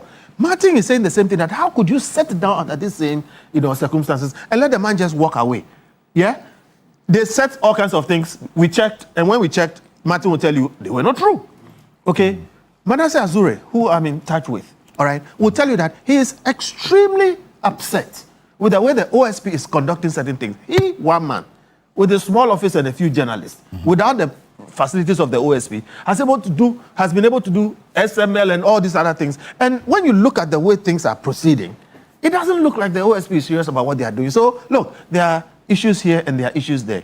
But the chorus with civil society leaders is that you can't throw this baby out with the bathwater. Let's move forward and make it better. Let's solve the problems that, Daffy Amakwa is talking about. Let's deal with the issues that Martin is talking about. Dealing with them does not mean killing the OSP.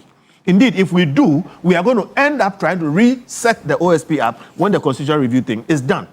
Then the president does a very good thing.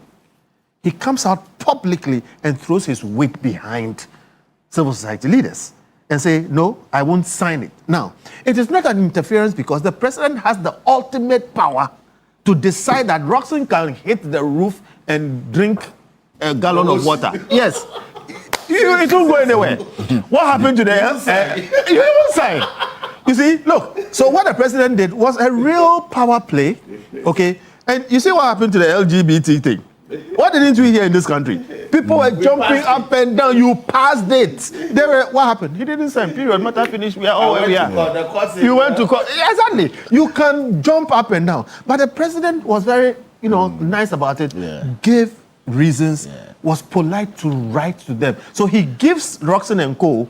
plausible deniability. If he didn't say it, we'll say Roxanne and Co. chicken out or whatever it is. Now they have cover. Yes. The president says we shouldn't go for it. So now they are saying they are not going for it. That's how you run a country. And for me, I'm happy we have President Mahama where he is. I hope he will shepherd this process, protect the office. But I also hope that all of us will appreciate that Martin Kpebu has the right to do what he's doing. And Martin, now forward the petition to the president. Let us focus on the petition. Because it is the president and his system that will deal with the petition. All right? And let's leave this office thing alone. And we'll all urge our colleague Prempeh to finish his work and quickly sort this OSP thing out so that this donation of power from the Attorney General, which, Dafia Meko and Co want to reverse, will all be gone. So we do need an OSP because the biggest corruption doesn't happen in the district. It happens with the executive and their assigns. And that is what we are looking for the OSP to do. We've talked about the weaknesses inherent in the Attorney General, for which reason he's not able to do as much as we want him to do. Let me add this last point. Look, if even this Attorney General, who I know and trust, goes after his own people, what stops the next Attorney General from issuing a series of nolle prosequis to make nonsense of everything that he does? Sure. So look, we do need an independent prosecutor's office, such as the OSP, that goes between and above governments and has his own power to start and finish a prosecution regardless of who comes into power or who doesn't come into power. So look, we're in a good place right now. I think the chorus about the OSP's office going away should stop. The president has put his foot down. And he has ultimate power, so it's done. I hope we can keep the OSP's office. Now, Martin will proceed with his petition. I hope we deal with the petition properly. And if it turns out that we have to deal with the person of the OSP, let's do so. And I hope Prempeh comes out quickly with the constitutional review thing. Let us set up a proper office. And then with all that has been said, people must know something. We want that office to succeed. That is why you are getting the pressure you are getting from Martin and Co. And Martin is not alone. So whoever is going to come in, whether it's KC or anybody else, know that you are going into a hot seat and we will demand action from you. Knowing that Roxanne and Co. want to kill you, Martin and Co. want you to do the work. Now this is deliberate. And if you don't do the work, all of us will gang up against you. So look, I think we're in a good place as a country. Perfect. We need to move on from here. Great. And Lamas Bebu, just quickly, have you submitted your petition? Oh, absolutely. You have? Yeah. On Thursday. You have submitted a petition? Yes. Perfect. Yes, okay. And within, under Section 15 of the law, the president has to submit it to the CJ within 7 days. And then the CJ has 30 days to make a prima facie determination. So you submitted it on Thursday? Yes. To the president? 7 days will end on Wednesday. So it means that even Friday, yesterday, the president could have forwarded it, or Monday, or even today, Saturday, these things. He will let us spend Christmas. No, not Christmas. Hey, this at the time is running. Oh, he won't do it. This action is for January. I see. So the process will go on, but the action is so for that we'll see how it goes. Thank you very much. And Justice Abdullah, I'm going to come to you on this after this quick break. But Dr. Arthur Kennedy says the OSP's challenges have brought corruption to the center of our national dialogue again. There are all kinds of suggestions about how to strengthen the OSP. Most of these isolated measures will not work. They are superficial and piecemeal. Our problem mainly is not our institution, but our character.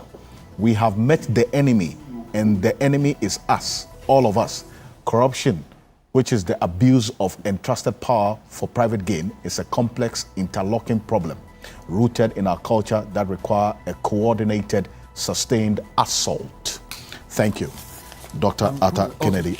I'm going to go for this quick break. Manasseh Azurawuni is going to be, you reference him, he'll do a quick input on this matter when we come back. But are you a salaried worker, an SME owner, or a trader in need of quick and reliable financial support? It's time to make your money work for you.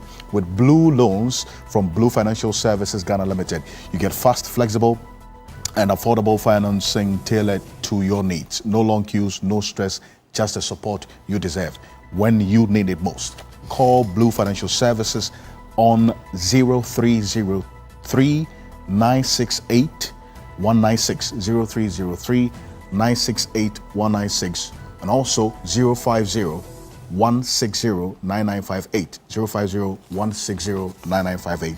Blue Financial Services, trust in Blue. We'll be back shortly after this quick break. Stay with us.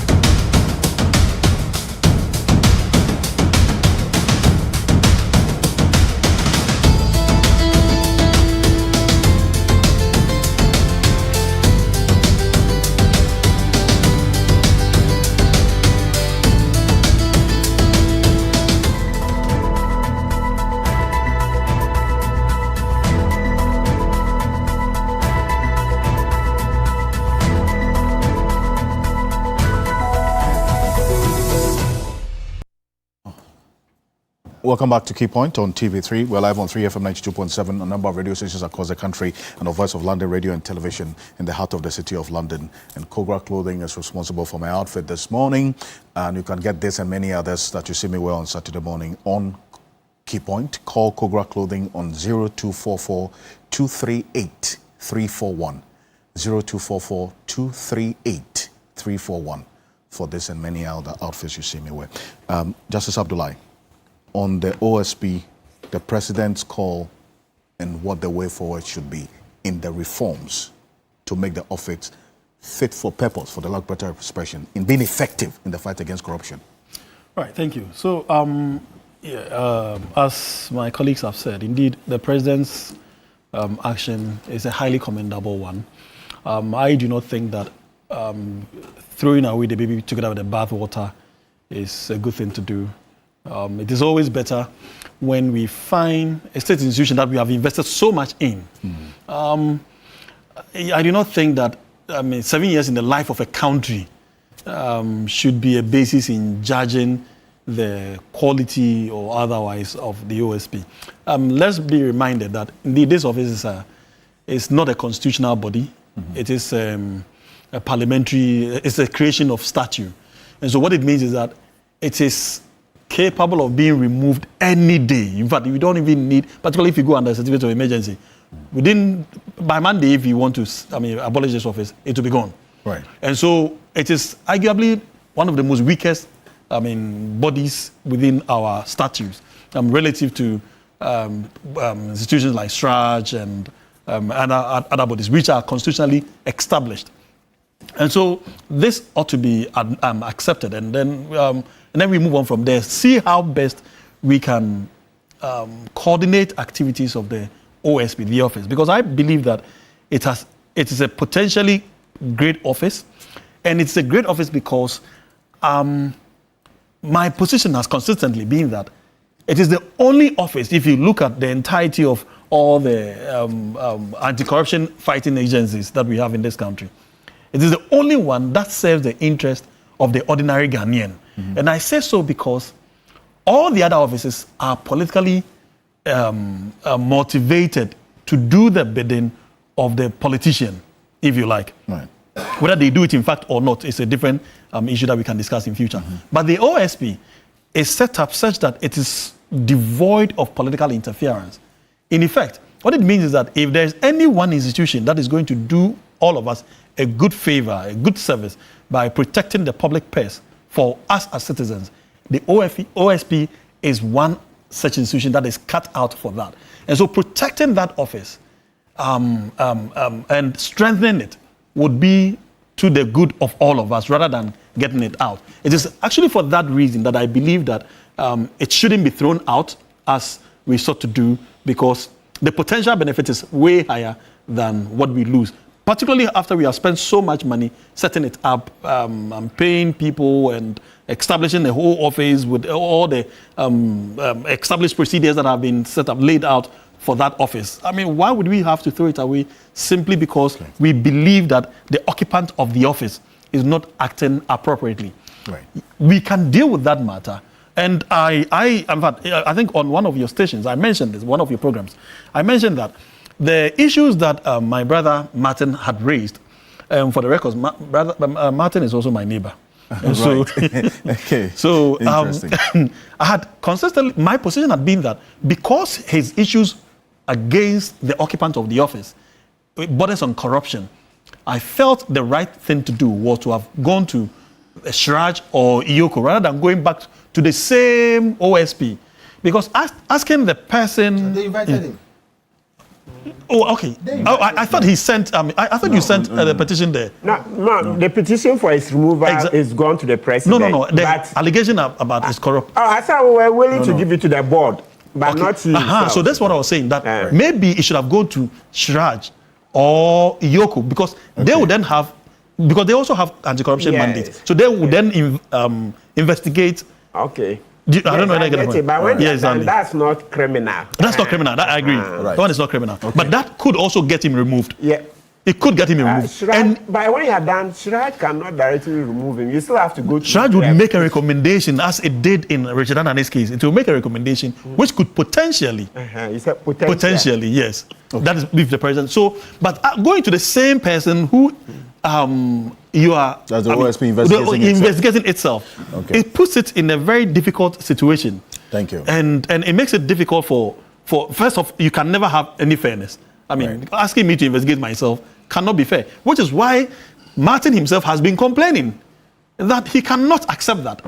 Unfortunately, because you went there, it's difficult for you to say that someone else from outside should come and investigate him. And so, I mean, these matters, I believe we can deal with them and then possibly strengthen the office and get a better out of them. Dr. Zato, your view is quite known on this, that you want it scrapped. The president has stated his view and also the request to have it strengthened to do his work effectively. No. Yeah, thank you very much. So as I said, my position is known, so I am not going to restate that again. Yes. But this week, in this particular debate, it set out something.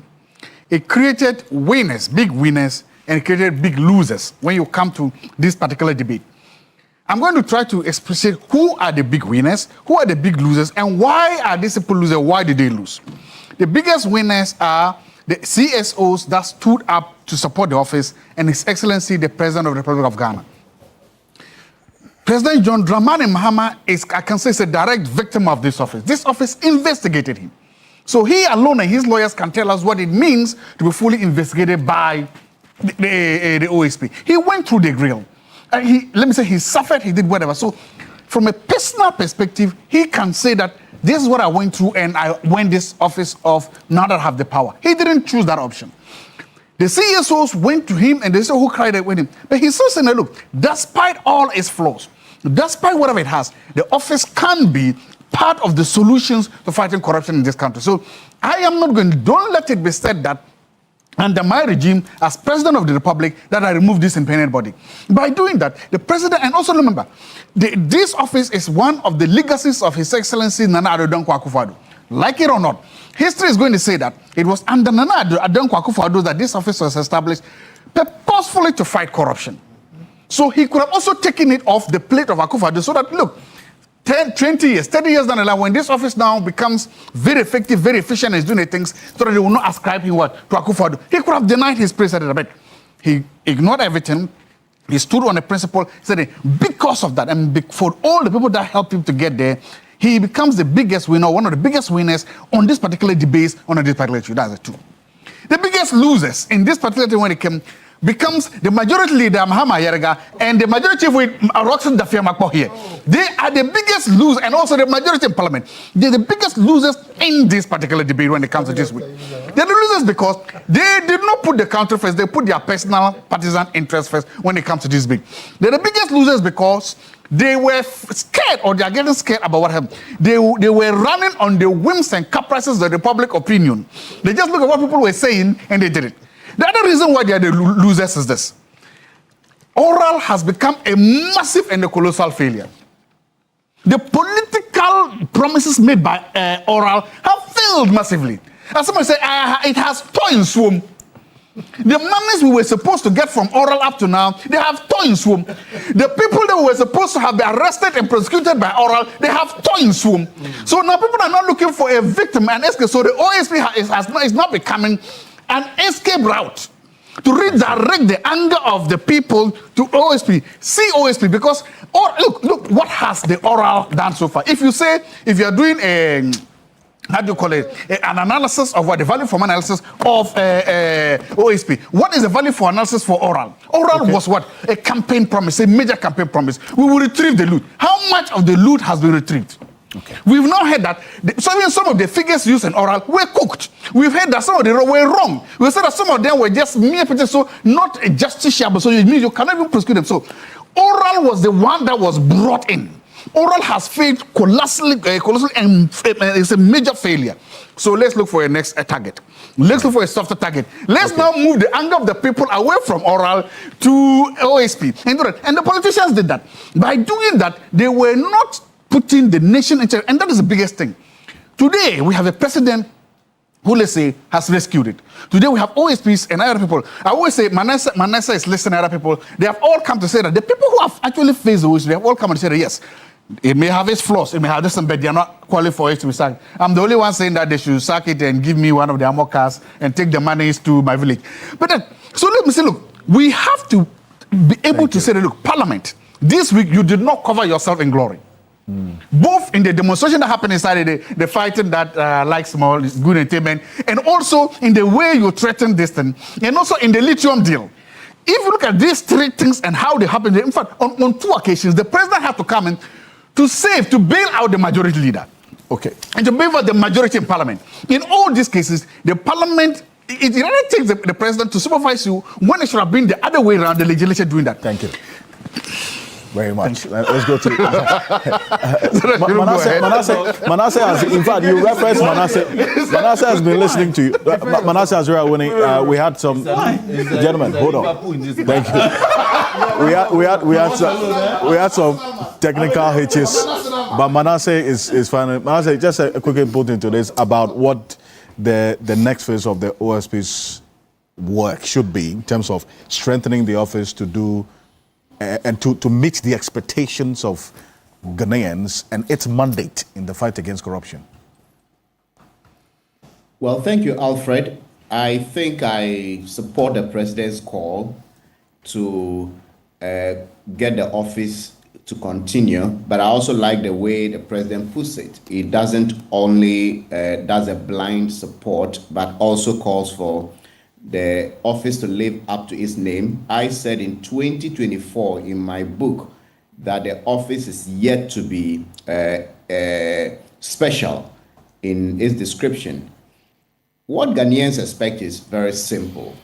This office was not brought in to do theatrics. All the other things they claim to be doing were already being done. I pointed out last week on a different show that even CSOs were able to save over $1 billion in the Eka Energy deal. CSOs were those who fought and defeated the Ejapa minerals deal before even Martin Amidu came in to do his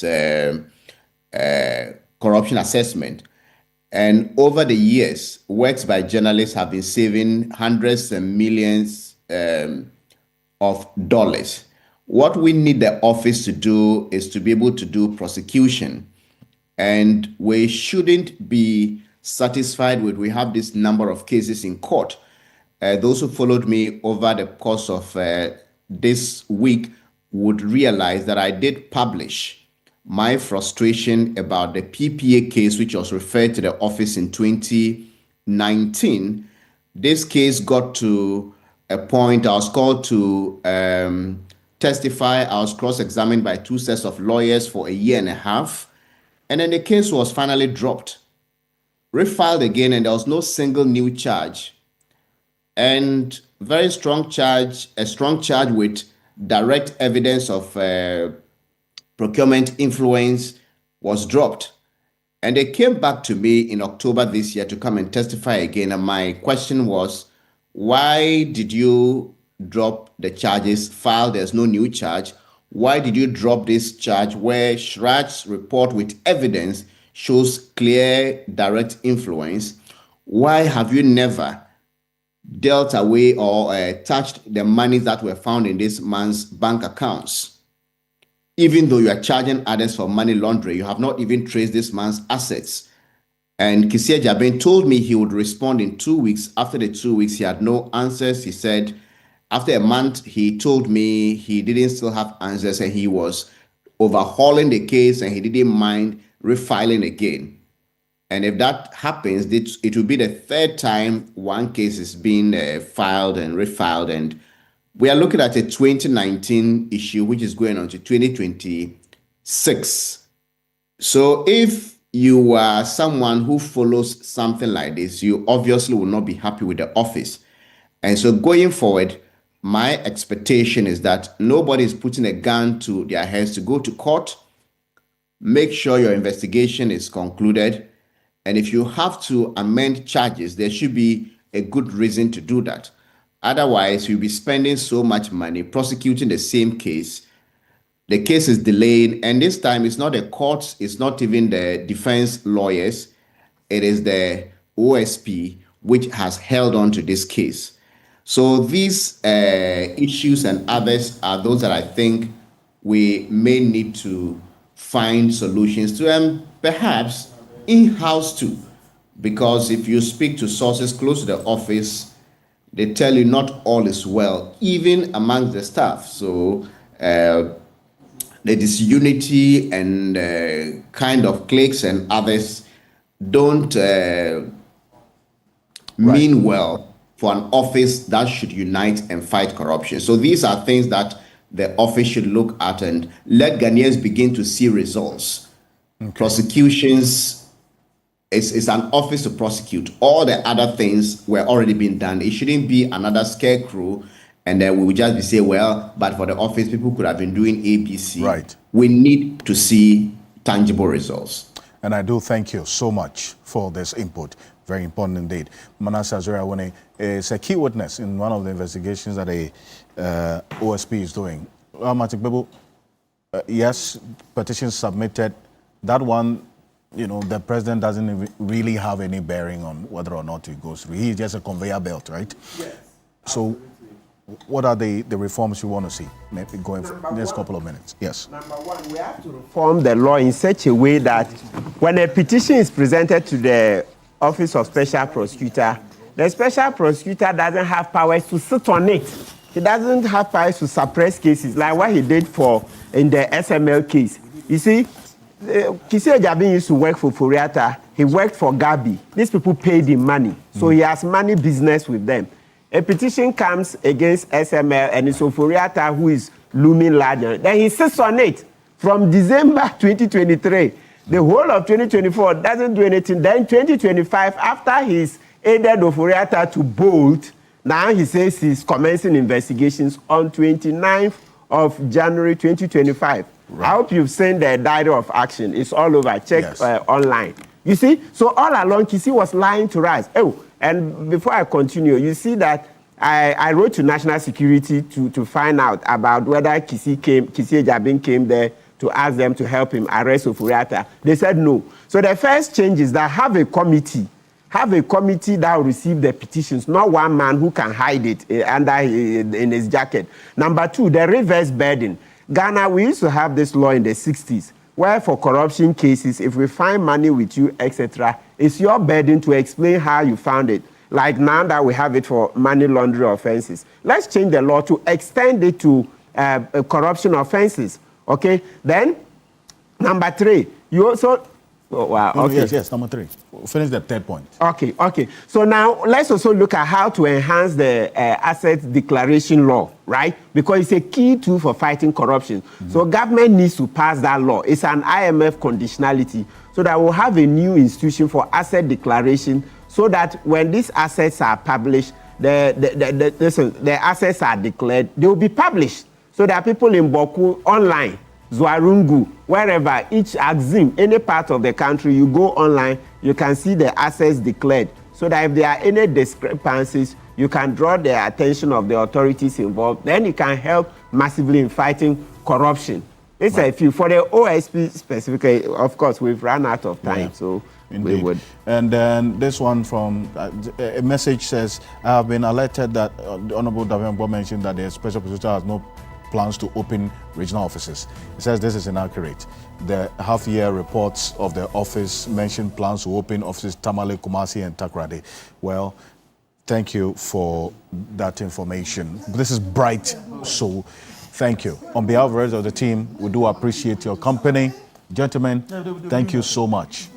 Appreciate you for coming. We're back again next week. On behalf of the rest of the team, have a great weekend. I'm Alfred Okansi.